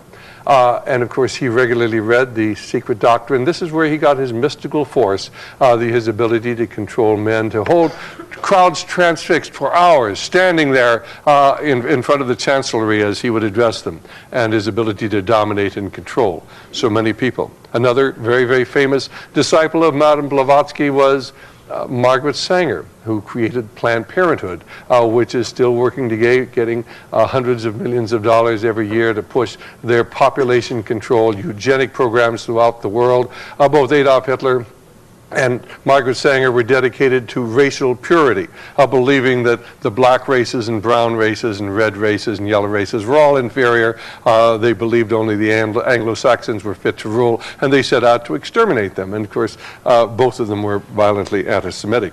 And the fact that none of this is ever mentioned reflects the degree of control that today exists over what the American people think. Now, there are other people who really don't believe anything other than the unidentified flying objects, and these little critters are out there, of course, beaming their ideas down into our minds. They believe that that is what's behind what's going on in the world today. So let me take you briefly back to Monsieur Perrault and the murder on the Orient Express. Monsieur Perrault realizes that the murder of Mr. Ratchet is tied in to a kidnapping in the United States. A little girl named Daisy Anderson has been kidnapped, or was kidnapped. A ransom was paid for her return, but instead of returning her, the little girl was murdered. One of the kidnappers was apprehended, and before he was executed, he identified the other kidnapper who had kept all of the money, and it was none other than Mr. Ratchet.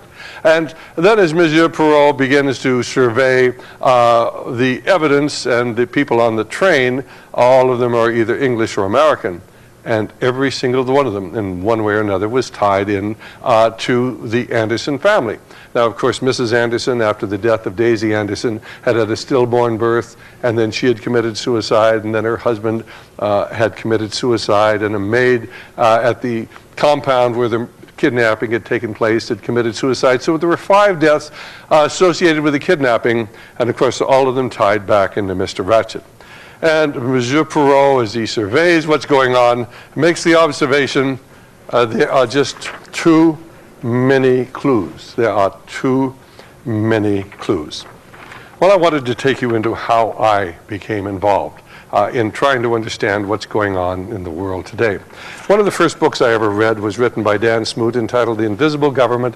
Dan Smoot had worked for the FBI, was busy trying to expose communism in America, and then he came across the Council on Foreign Relations. Now, this book was taken to mess with the major publishers, but when it was pointed out that Herbert Hoover, who was a great hero of the conservatives and the Republicans in America, was a member of the Council on Foreign Relations, nobody would publish it, so he self-published it. Then he took it to the distributors, and no distributor would distribute it. He put out 1 million copies of this book through his radio programs. But an interesting study in thought control is to try to go to your libraries today and get a copy of Dan Smoot's book, The Invisible Government, and you'll get a book about the CIA, because they published another book called The Invisible Government by the same title. So when you ask for The Invisible Government, you got it, but of course you didn't find out about the real invisible government, the Council on Foreign Relations. Let me just point out, the CIA is not America's invisible government. The people who carry out most of the illegal actions in America today is something that is mentioned in hushed terms in Washington, D.C. as no such agency. The NSA, the National Security Agency. They're the ones who tap all of your telephones, all of your faxes, and they do it by computer. But I want you to know that our government would never violate our own laws. They get the British to do this. This is known as Project Echelon, and your telephones and your fax communications are tapped. The British do this, and in return, we tap their telephones in Great Britain and Europe, and the Europeans are very upset about this, and if you want to verify it, you can get the information from the Free Congress Foundation. Amazing, amazing, the fact that most people have no idea about so much of what's going on in the world today. But of course, the most important book was written in 1966, and it was called Tragedy and Hope, A History of the World in Our Time. And it was written by Professor Carroll Quigley, who was Bill Clinton's mentor when Bill Clinton attended Georgetown University in 1966, at the same time that this book was actually published. Bill Clinton, speaking when he accepted the Democrat nomination for the presidency of the United States on July 16, 1992, said this: "As a teenager, I heard John Kennedy's summons to citizenship, and then as a student at Georgetown, I heard that call clarified by a professor named Carroll Quigley." Well, now, why is Carroll Quigley's writing so important? Well, because he found out about the secret society. Now, this comes from page 950 of A Tragedy and Hope, A History of the World in Our Time. And most Americans immediately after the Second World War, believed that there was a communist conspiracy that was responsible for Eastern Europe and China going communist. And the question was asked, are the communists working at the upper echelons of our government? And Professor Quigley answers that question. Now, this is 1966. This myth, like all fables, does in fact have a modicum of truth. There does exist and has existed for a generation an international Anglophile network which operates to some extent in the way the radical right believes the communists act. In fact, this network, which may be identified as the Roundtable groups, has no aversion to cooperating with the communists or any other group, and frequently does so. I know of the operation of this network because I've studied it for 20 years and was permitted for 2 years in the early 1960s to examine its papers and secret records. I have no aversion to it or most of its aims, and have for much of my life been close to it and many of its instruments. I've objected both in the past and recently to a few of its policies, but in general, my chief difference of opinion is it wishes to remain unknown. And I believe its role in history is significant enough to be known. And then, of course, he goes on to explain the joke. And we'll just get down here to the lower part of here. There is, however, a considerable degree of truth behind the joke, a truth which reflects a very real power structure. It's this power structure which the radical right in the United States has been attacking for years in the belief they're attacking the communists. This is particularly true when these attacks are directed, as they so frequently are, at Harvard socialism or at left-wing newspapers like the New York Times and the Washington Post, or at foundations and their dependent establishments. And what he's saying is, they've been putting on all this time, fellas. This isn't the communists. This is the power elite who are doing these things. Then, of course, he went on to discuss what was happening as far as our electoral process. And, of course, he went on basically to say this: the chief problem of American political life for a long time has been how to make two congressional parties more national and international.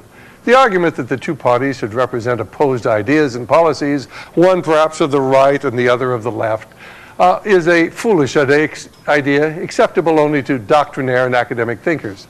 Instead, the two parties should be almost identical, so the American people can throw the rascals out at any election without leading to any profound or extensive shifts in policy. So you go to the polls every 4 years and you vote for the candidate of their choice. Now, in 1966, when this book was published, Bill Clinton was at Georgetown University, or shortly thereafter. Anyway, this is what Professor Quigley was talking about, wars. The rather naive American idea, and this comes from page, let's see, 1201. The rather naive American idea that war aims involve the destruction of the enemy's regime and the imposition on the defeated people of a democratic system with a prosperous economy, such as they had never previously known, will undoubtedly be replaced by the idea that the enemy regime must be maintained, perhaps in a modified form, so that we have some government with whom we can negotiate in order to obtain our more limited aims. And what Professor Quigley was saying is you're not going into war to win them anymore. And Bill Clinton was smart enough to realize that, of course, it would be very, very foolish for him to go to Vietnam and risk his life in a war that we had no intention of winning. Well, then Professor Quigley went on to give us the background of the secret society that was to come to control the world. And he starts out talking about Professor Ruskin. And here we are. Until 1870, there was no professorship of fine arts at Oxford. But in that year, thanks to the Slade bequest, John Ruskin was named to such a chair. He hit Oxford like an earthquake. Not so much because he talked about fine arts, but because he talked also about the empire and England's downtrodden masses, and above all, because he talked about all three of these things as moral issues. And then let's get down to this level here. Ruskin's message had a sensational impact. His inaugural lecture was copied out in longhand by one undergraduate, Cecil Rhodes, who kept it with him for 30 years. Rhodes feverishly exploited the diamond and gold fields of South Africa, rose to be Prime Minister of the Cape Colony, contributed money to political parties, controlled parliamentary seats both in England and South Africa, and sought to win a strip of British territory across Africa from the Cape of Good Hope to Egypt, and to join these two extremes together with a telegraph line and ultimately with the Cape to Cairo Railway. And of course, one of the things they did is they created the Boer War. They created it to begin to consolidate South Africa so that they could run their rail lines and their telegraph line from the Cape to Cairo. Well, of course, Rhodes died before the war was ever completed, and Lord Milner then went ahead with this. Professor Quigley goes on to tell us how the Council on Foreign Relations, America's Invisible Government, came about. This is on page 952. And he's talking about how, first of all, the Roundtable is the front group for the secret society, and then the front group for the Roundtable, because you have, like an onion peel, you have layers within layers within layers. The front group for the Roundtable was the Royal Institute of International Affairs.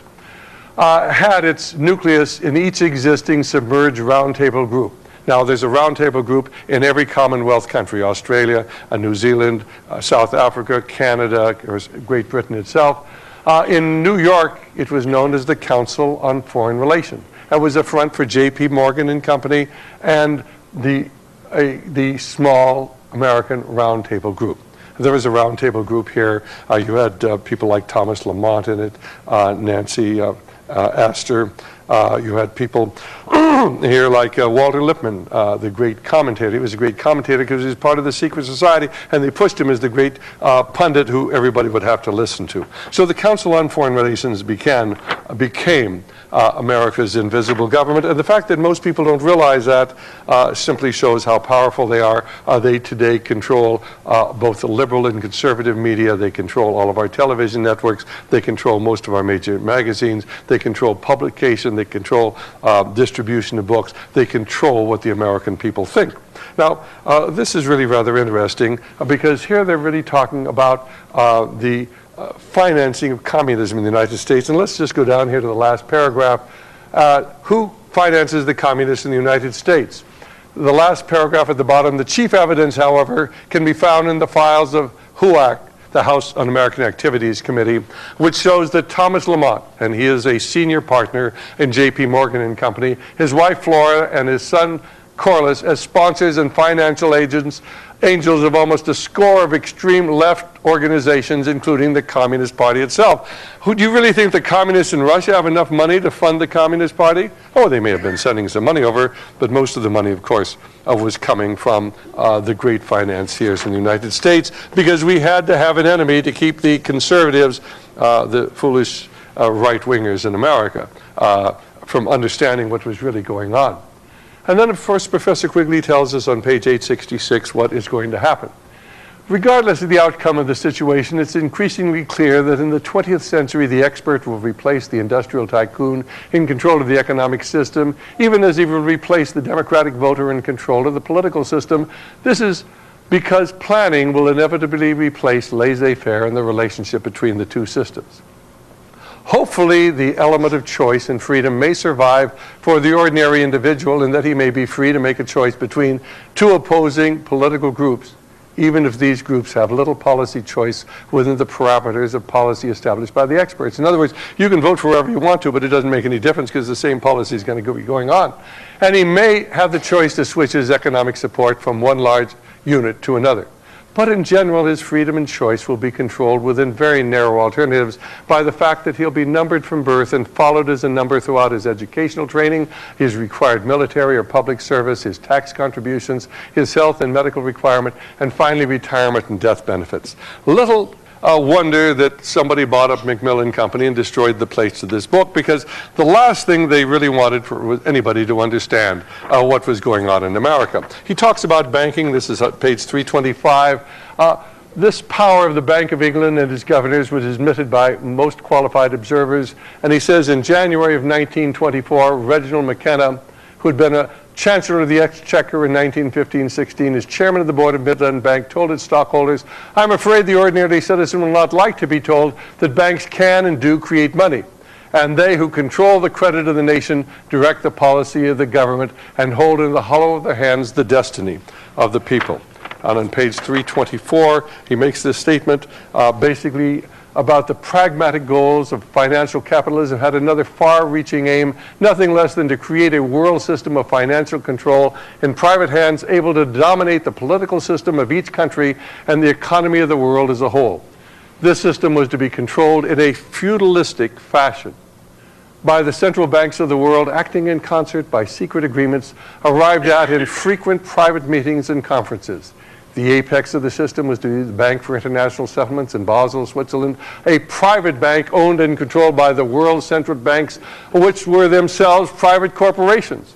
Each central bank in the hands of men like Montague Norman of the Bank of England, Benjamin Strong of the New York Federal Reserve Bank, Charles Rist of the Bank of France, Hymar Schacht of the Rice Bank, sought to dominate its government by its ability to control treasury loans, to manipulate foreign exchanges, to influence the level of economic activity in the country, and to influence cooperative politicians by subsequent economic rewards in the business world. In other words, the best politicians that money can buy. And then, of course, he goes on to tell how these people backed Adolf Hitler, encouraged Adolf Hitler at every turn. But these are the sort of things that the public weren't supposed to understand. They were to think that Adolf Hitler just sort of came out of no place.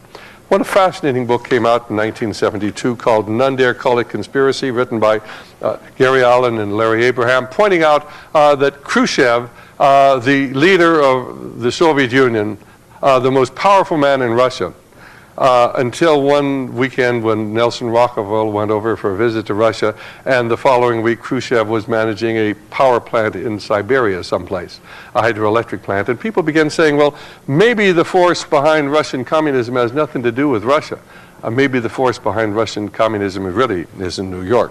1975, this book came out, Wall Street and the Rise of Hitler, pointing out, of course, that it was General Motors, General Electric, International Telephone and Telegraph, Ford Motor Company, Chase Manhattan Bank, Exxon, who built up Hitler's war machine. I have in my records a letter from Ambassador Dodd, the American ambassador to Germany during the 1930s, writing to Colonel House. Everybody was writing to Colonel House. And he was saying, Why is it that American corporations are building up Hitler's war-making material capacity? I mean, we just got through with a war. Nobody wants a war. Do the American stockholders know that you can't get any money out of Germany because of the exchange controls? There's no profit to be made. Why are American corporations building up the war-making capacity of Adolf Hitler? And of course, it's very simply because we were preparing for war.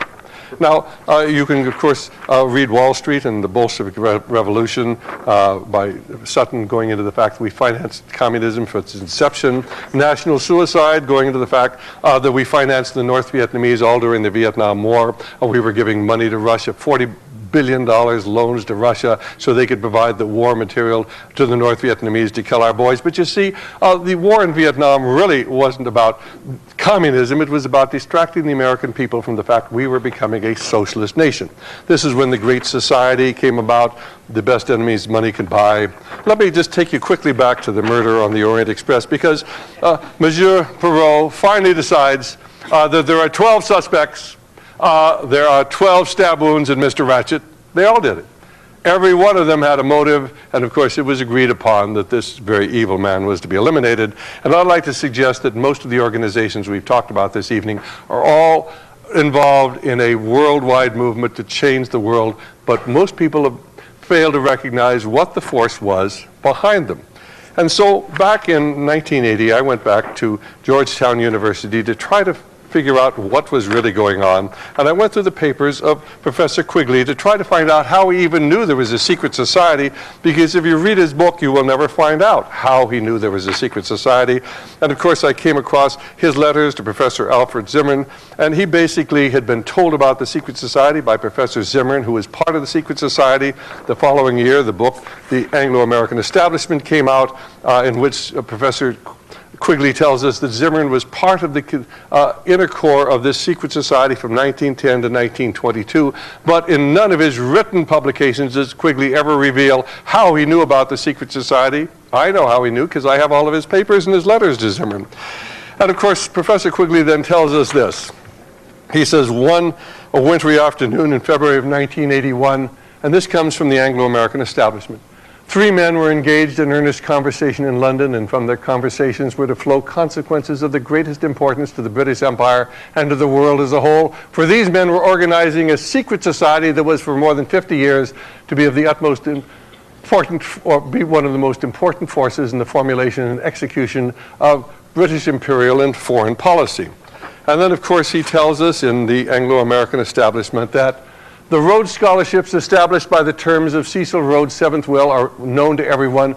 What is not so widely known is that Rhodes in 5 previous wills left his fortune to form a secret society which was to devote itself to the preservation and expansion of the British Empire, and what does not seem to be known to anyone as that this secret society was created by Rhodes and its principal trustee, Lord Milner, and continues to exist to this day. Well, we went to find out how we can document this. We came across a book that was written by William T. Stead. You'll have to understand that the secret society, the 4 original members were Cecil Rhodes, William Stead, Lord Milner, and a man named Brett, who later became Lord Esher, who was the senior advisor to the monarchs of England for 25 years, both the Queen Victoria and the various subsequent monarchs. And so the monarchy of Great Britain was in the hands of the secret society. Stead was eventually thrown out of the secret society, and so he was quite willing to write about it. In his diary, he discussed it, and this comes from the book, the letters of William T. Stead by Francis White. And here he talks about he's describing what actually happened. Stead is telling about it because he's one of the only people who ever came out of the society and was actually thrown out of it. The talk centered presently upon the secret society of the elect. Rhodes liked that word, who were to bind themselves to work for the British Empire in the way in which the Jesuits worked for the Church of Rome. And then he tells us, and let's just take the bottom paragraph here, I telegraphed for Brett, who came 2 hours later. We had a long talk, the net upshot of which the ideal arrangement would be, so far as we could see, Rhodes, the general of the society, Stead, Brett, Milner to be the hunter of 3. After Rhodes, Stead to be general, with a 3rd, possibly Rothschild in succession behind them, manning the booths, Little Johnston, Albert Gray, Arthur Balfour. Remember the name Arthur Balfour because it was a clue to what's Professor Quigley missed.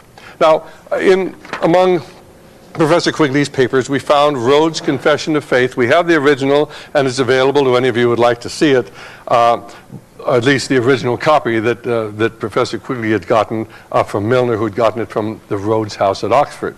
But this is what Rhodes wrote. In the present day, I become a member of the Masonic order. I see the wealth and power they possess, the influence they hold, and I think over their ceremonies, and I wonder that a large body of men can vote themselves to what at times appears the most ridiculous and absurd rites without an object and without an end. The idea gleaming and dancing before one's eyes like a will-o'-the-wisp at last frames itself into a plan. Why should we not form a secret society with but one object, the furtherance of the British Empire, for bringing of the whole uncivilized world under British rule, for the recovery of the United States, for the making of the Anglo-Saxon race, but one empire? Well, what of course really has been missed is the fact that Rhodes himself had gone into Masonry. And then, of course, William Stead, who was one of the three original members of the society, was not only into spiritualism, he was a disciple of Madame Blavatsky. And so we begin to see the occult foundations of this organization that Rhodes was creating. But Lord Balfour, who eventually became the Prime Minister of England, was deeply involved with spiritualism and, of course, with the Society for Psychical Research. And what Quigley failed to realize, although this comes from page 31 and 32 of his book, is the influence of the occult on this whole movement to create a world government, because as Christians we recognize this is to become the government of the Antichrist.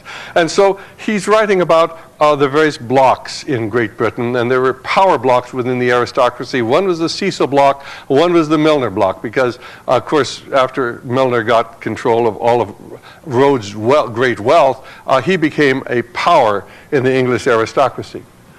And Quigley writes, one of the enduring creations of the Cecil block is the Society for Psychical Research, which holds a position in the history of the Cecil block similar to that held by the Royal Institute of International Affairs and the Milner Group.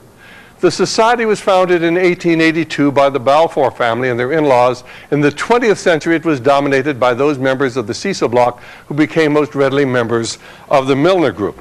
Now, the Society for Psychical Research, according to Dr. Quigley, was made up of Englishmen who were interested in studying the occult and the supernatural. The society was formed, of all people, by Alfred, Lord Tennyson's uncle, and Lord Tennyson, who wrote about the Parliament of Man and the Federation of the World, was a member of this organization. Of course, the stated goal of the secret society of the Roundtable, and you can get their publications at any major library, was to bring the kingdom of heaven to earth. But without God, man was going to accomplish this. The goal of the Council on Foreign Relations has always been to bring about a world government. Now, Cecil Rhodes had entered the Masonic Lodge. And when you enter the Masonic Lodge and take the first introductory pledges, first of all, they blindfold you, they put a noose around your neck, they bare your left chest, you roll up your left pants leg, take off your left shoe, kneel before the altar, and of course then you take these horrible oaths where you swear, if you ever reveal anything that you have heard, why in the first degree, why they tear out your tongue, cut your throat, bury you in the sands of the sea up to the level of your neck at low tide, so when the tide comes in, you're dead if you're not already dead. Second degree, of course, they cut out your entrails and burn them and feed them to the birds of the air. Third degree, they cut out your heart. I mean, it's by the fourth degree, things are really pretty bad. Adult men swear these oaths, but what you have to understand is that as you're kneeling blindfolded before the altar, before a Bible, the Holy Bible, the worshipful master asks you, what do you desire? And you are told to answer the light. You have no idea what the light is, but you answer the light. In the second degree, you're told to ask for more light. And the third degree, you want even more light.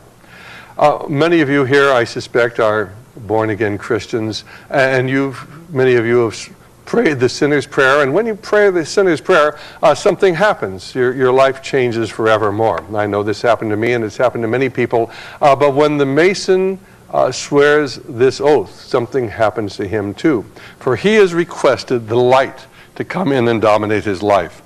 Now this is Albert Pike, the leading Masonic philosopher of the last century, and in his book Morals and Dogma, which was given to every Mason who advanced through the degrees up until 1974, this was the Masonic Bible.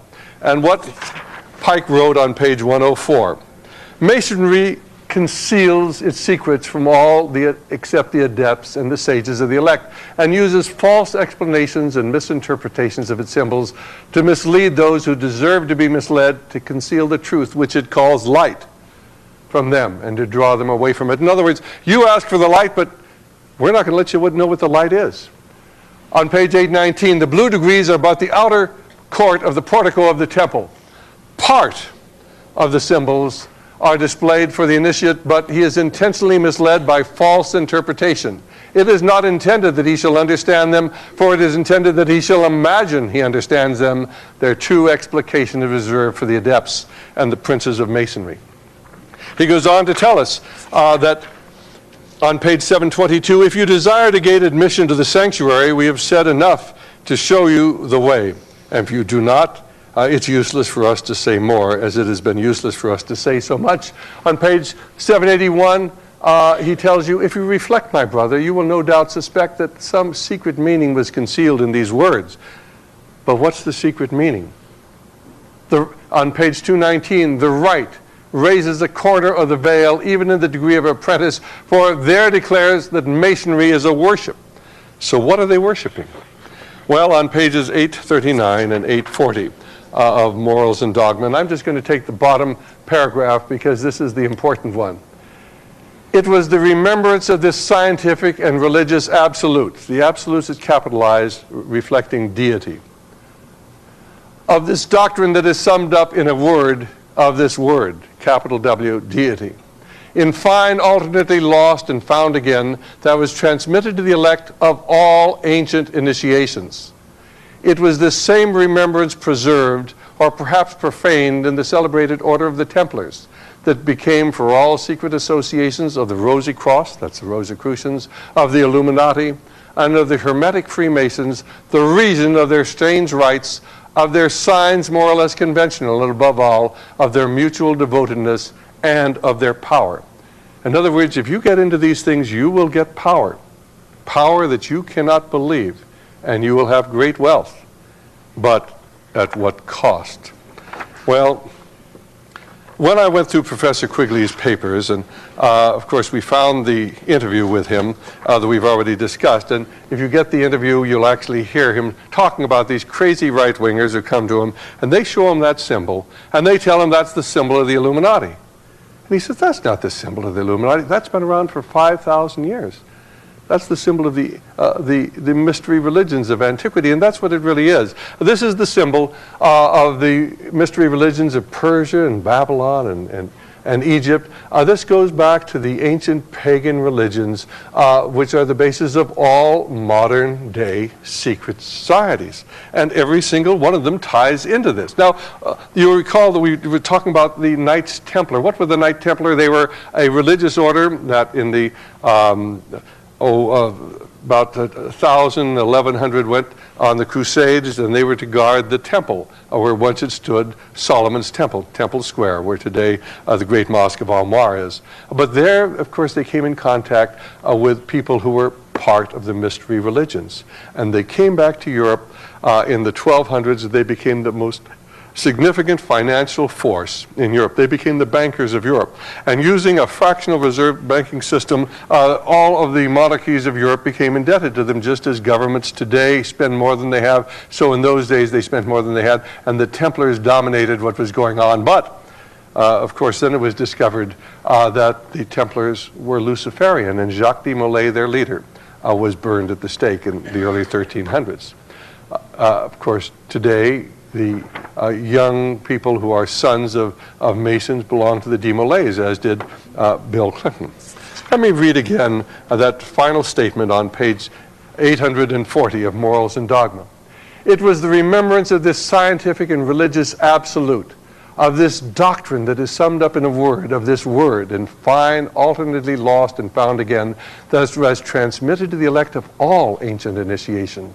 It was this same remembrance preserved, or perhaps profaned, in the celebrated Order of the Templars that became for all the secret associations of the Rosy Cross, of the Illuminati, of the Hermetic Freemasons, the reason for their strange rites, and of their signs more or less conventional, and above all of their mutual devotedness and of their power.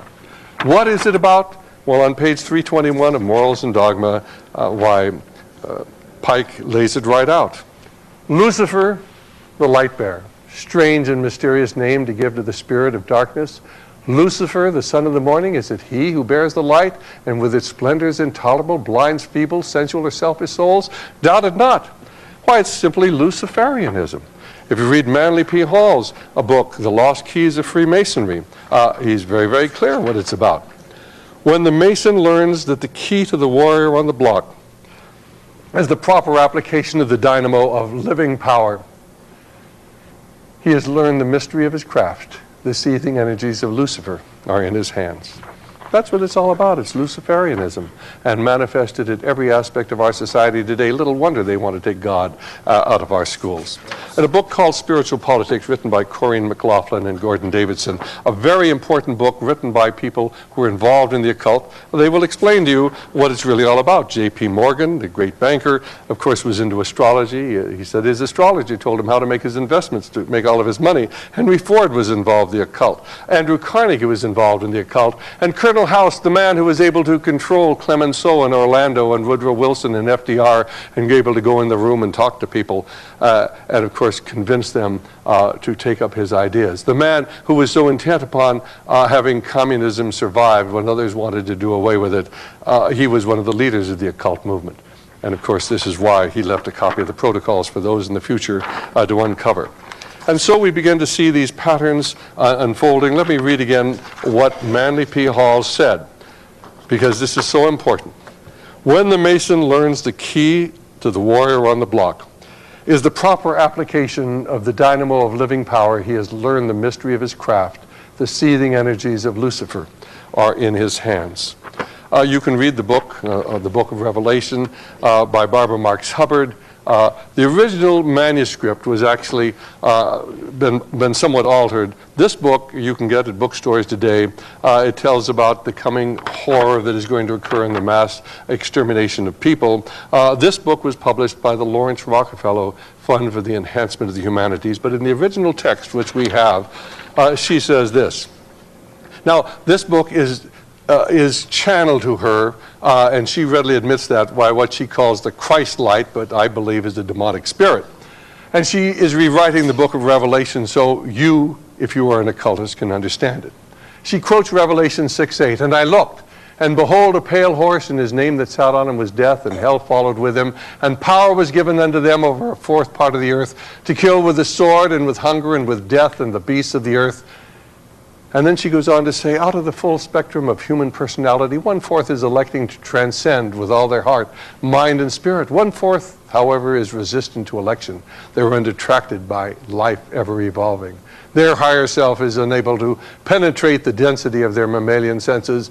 They can't be reached. They're defective seeds. Ladies and gentlemen, she's talking about you and me, those of us who worship the Lord of Jesus Christ. Now, as we approach the quantum shift from creature human to co-creative human, the destructive 1/4 must be eliminated from the social body. Fortunately, you, dearly beloveds, are not responsible for this act. We are. We are in charge of God's selection process for planet Earth. He selects, we destroy, for we are the riders of the pale horse, death. Let's go on and just point out that this is a book written in about 1900 by Rudyard Kipling, and all of his books at that time had the swastika on the front. Remember, he wrote the eulogy to Cecil Rhodes. Of course, he himself was involved in the occult. That's an occult symbol. That's why Adolf Hitler used the swastika, because it was an occult symbol. Of course, Harry Truman, who gave China and Eastern Europe to the communists, was a 33rd degree Mason.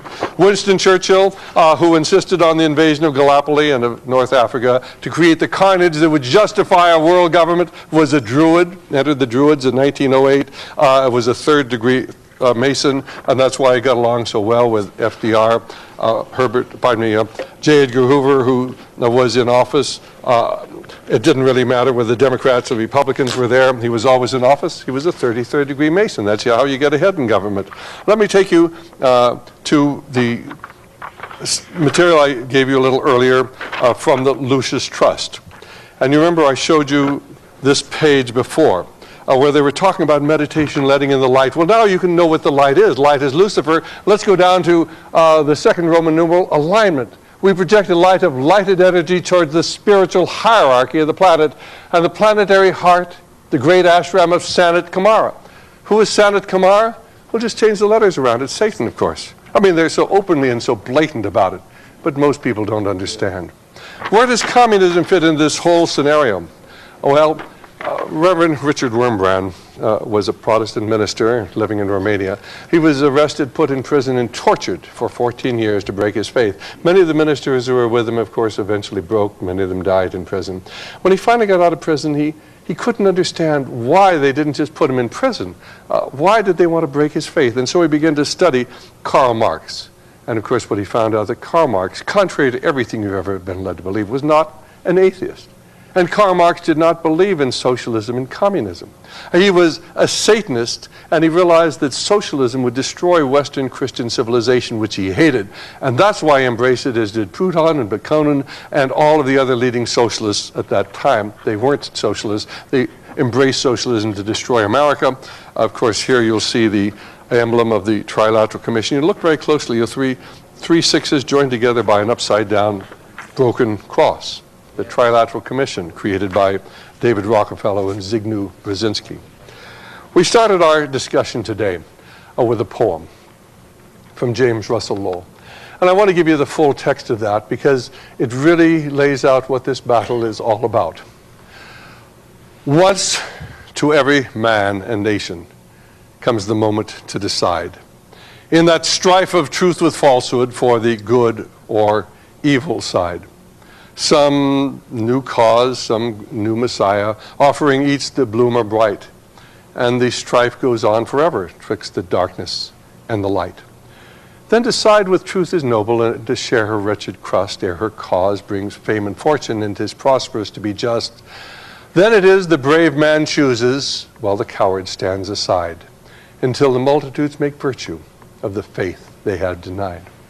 By the light of burning martyrs, Christ, thy bleeding feet we track, toiling up new Calvaries ever with a cross that turns not back. Though the cause of evil prospers, yet his truth alone is strong, though her portion be the scaffold and upon the throne be wrong. But that scaffold sways the future, for in the dim unknown standeth God within the shadows, keeping watch above his own. And that's what it's all about. Martin Luther understood this battle when he wrote that great hymn that we used to sing in church. We don't sing it anymore. A mighty fortress is our God, when he said, for still our ancient foe doth cease to worketh woe. His power and craft are great, and armed with cruel hate on earth is not his equal. Yes. And St. Paul understood it in Ephesians 6:11 when he wrote, for we wrestle not against flesh and blood, but against principalities, against powers, against the rulers of the darkness of this earth, against spiritual wickedness in high places. And the devil understood it because on the Mount of Temptation he said to Jesus Christ, if you'll simply fall down and worship me, all of these kingdoms on earth can be yours. But unfortunately, the modern church doesn't understand it. And our ministers tell us, you're not to be involved in anything. Why, Romans 13 will tell you that if you oppose what's going on in the world today, of course, you're opposing the will of God. Now, at the beginning of this program, I put on the screen this emblem. And I want to tell you what it is. It appears at the top of page 839 of Morals and Dogma. And you will see the compass and the square. Here's the compass, here's the square, Masonic symbols. Man and woman join together in one body. When they join together, of course, they create life, just as God does. You see the symbols of men and women. On the opposite side, you see modified swastika and an altered cross. You see the symbols of light above, the sun and the moon, always symbols of light and of the occult movement. But you see where their feet are standing. While they're standing on the dragon, who is Lucifer, which of course overshadows the world. Now, every Mason has seen this. Most of them really don't understand it, you see. But why are their feet firmly planted on the dragon? Well, because the dragon is the basis of Masonry and of all the occult secret societies. Theosophy, Rosicrucianism, the Knight Templar, the Illuminati, they are all Luciferian. And yet most people would look at that and never understand, because you see, throughout all history, these secret societies have been used to demonstrate the existence of the Luciferian movement, which dates back to the Garden of Eden, and time again throughout history, we see it being played out in Cain and rebellion against God, because he didn't like God's commandment that there had to be a blood sacrificed, and so he kills Abel. We find it again at the time of Noah, when Luciferianism had literally taken over the world and God had to destroy the world except for Noah and his family. We saw it with Nimrod trying to unite all the world and build the Temple of Babylon. We see the evil taking control in Sodom and Gomorrah. They, of course, had to destroy that completely. You hear that Joshua was told he was to kill everyone in Jericho. Why? Why? Because they were sacrificing their children to the gods. And this is one thing God could not tolerate. Only Rahab and her family were spared. They were to kill every living thing in Jericho because the evil had taken hold. But the tragedy is that evil has taken hold of our land today. And America is being used to push this world government on all the rest of the world. This is what Desert Storm was about. This is what Kosovo was about. This is what Vietnam was about. This is what Korea, the First World War, the Second World War, all to bring about this world government. Well, now you know the secrets that have been concealed for people for so long.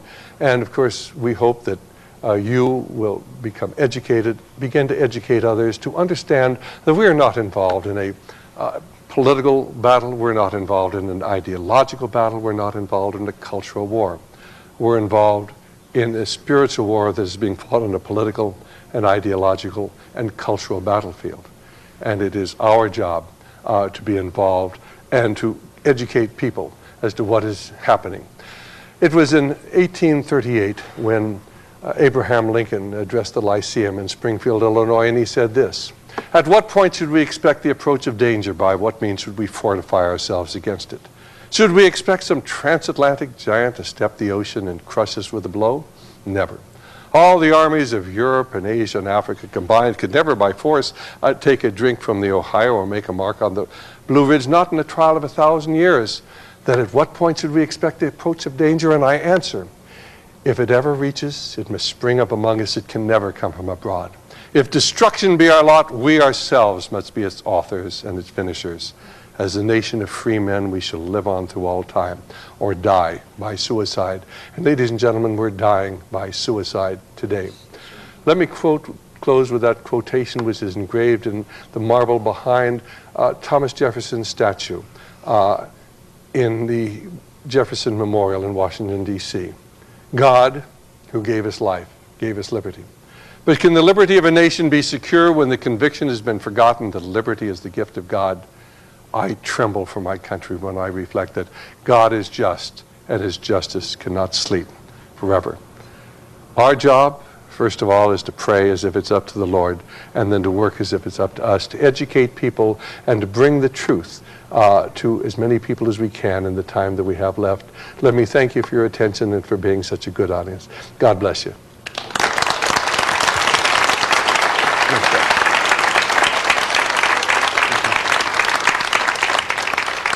All of America needs to hear that message. If all of America had that message, we wouldn't have such a mess. There's so many ways out of this, but it all boils down to the blessings of God. This past Sunday morning, I was walking out of the garage to get in the car to go to the church, and there was a fellow that had made arrangements to come by and do something, some repairs at our house. And I obviously could not walk by him on a Sunday morning and not invite him to church, even though it was obvious, obviously, he was not going to go to church that Sunday morning. So I turned to him and I said, "I'd like to invite you to go to church." And he said, "Why?" I said, "Because hell's hot and it's permanent." Well, I mean, let's be honest with them. Hell's hot and it's permanent. And then he says, well, I know that's probably for some people. And I said, well, let's look at it this way. There's a heaven and there's a hell, and everybody that's been born is going to spend eternity in one or the other. I said, you ought to go to church so you can spend eternity in heaven, not hell. I mean, that's why we go. And he said, well, I know some people believe that way. And I said, well, let me encourage you to come to church so you can find out the truth for yourself and check it out. And you need to investigate it. And I say, folks, tonight we have investigated what the devil is doing. We've investigated his tricks, his devices. And just like the Mason, they put a noose around his neck, they bare one chest, they roll up one pant leg, take off one shoe, and they have him come in and kneel and take an oath to receive Lucifer. Now, as a Christian, if we want to receive Jesus, if we want to spend eternity in heaven rather than eternity in hell, it's as simple as this. We just have to take an oath to follow Jesus. But he wants us, when we take that oath, to take it and mean it and stick to it. Amen? All right, now, how do we get to heaven? How do we renounce? If you've been, people maybe watching the videotape, if you've been involved in some of this, or if you've dabbled with the Ouija board, if you played with dowsing and some of the other occult things, how do we renounce some of that? And how do we get our sins washed away? How do we get our name written in the book of life? First of all, we have to realize is we cannot earn our way into heaven. Ephesians 2:8-9 says, for it is by grace you are saved through faith, and that not of yourselves, it is a gift from God, not of works, lest any man should boast. We also have to understand that we're all sinners. Romans 3:23 says, for all have sinned and come short of the glory of God. In other words, we all deserve death. We all deserve that punishment. Now, how do we reach out and take that gift of life? How do we take that oath, getting us the opportunity to go to heaven? Romans 10:9-10 says, if thou shalt confess with thy mouth the Lord Jesus, and shalt believe in thine heart that God has raised him from the dead, thou shalt be saved. For the heart man believeth unto righteousness, and with the mouth confession is made unto salvation. What's it saying? It's simply saying it's not enough to believe it and not say it, and it's not enough to say it and not believe it. We've got to believe it, we've got to say it. And it's a commitment, folks. It's not just a little prayer that we're going to say today, and then we're going to go live like a devil tomorrow. Once you make that commitment, you don't backslide. You don't step back. You always march forward. You continue to follow on in the footsteps of Jesus. Acts 2:38 says, repent and be baptized, every one of you, in the name of Jesus Christ, for the remission of your sins, and you shall receive the gift of the Holy Spirit. Now, what's that word repent mean? Well, in my life, one time, having made a mess of my life, doing in my life what I wanted to do, and I think we've all been there, I sat down one day and I said, Lord, I made a mess of my life. I said, but I tell you what, I'll make you a promise. I'll make you a guarantee. I'll make a covenant. Okay? It's not lightly made and it's not easily broken. I said, I'll tell you what I'll do. If you'll forgive my sins, if you'll give me another chance, from here on out, I promise I'm going to do my best to follow your laws. Does that mean I'm perfect? No. But it does mean my objective is to be perfect. No spot, no wrinkle. Live a holy life. That's our objective. All right? And I said, if you'll forgive my sins, I promise I'll read your book and I'll do my best to follow your laws. And my whole life turned around. Just like when that Mason goes in, kneels down, takes that oath to receive Lucifer, his whole life turns around. And the Christian, their whole life turns around. If you want your life to turn around, then you'll pray this prayer. Holy Spirit, I ask you to go out and knock on the hearts of the people right here in the audience and those people watching on the videotape, that they'll not put this decision off. They'll make that decision right now, and not make it easily, but make it a firm commitment from now on out, that they'll make that decision and not put it off in Jesus' name. Now, you may be saying, I prayed that prayer. Well, I pray it every day. Let's all say it together. Everyone, bow your heads, no one looking around. Let's say it together. Dear Heavenly Father, I admit I'm a sinner, and I confess with my mouth, and I believe in my heart that Jesus is the Christ, the Son of the living God, died on the cross, arose 3 days later. I accept His blood to wash my sins away. Ask Him to write my name in the book of life. Keep me holy and save me in the day of trouble. In Jesus' name, amen. Now, unfortunately, there's folks that will tell you that's all you have to do is pray that little prayer and you're going to heaven. Well, that's not what my Bible says. Matthew 7:21 says, not everyone that cries, Lord, Lord, will enter into the kingdom of heaven, but those that doeth the will of the Father. All right? In other words, you have to follow on. He says, be ye holy, for I am holy. He says, if you love me, you'll keep my commandments. So it's only the first step in a journey that ends only when we get to see Him. All right? Also, it's not over in another way, because Matthew 10:32-3 says, whosoever confesses me before men, him will I confess before my Father which is in heaven. Whosoever denies me before men, him will I also deny before my Father which is in heaven. Now, what He's wanting us to do is to stand up before a group of people and say with our mouth, Jesus is Lord. Now ask yourself this: if you can't stand in a Christian meeting in front of Christians and say Jesus is Lord, how sure is your Christianity? How sure is your salvation? And if you can't do it here, how are you going to do it in the shadow of the guillotine? Come on. Right? Okay? It's a good first step is all it is. Now, here's the way we're going to do this. If you prayed that prayer for the very first time you prayed that prayer a minute, first time you asked Jesus to come in your heart, first time you asked to be saved, would you raise your hand? Just raise your hand. Okay? All right? Now, if you prayed that prayer, rededicating your life, saying, I've slipped in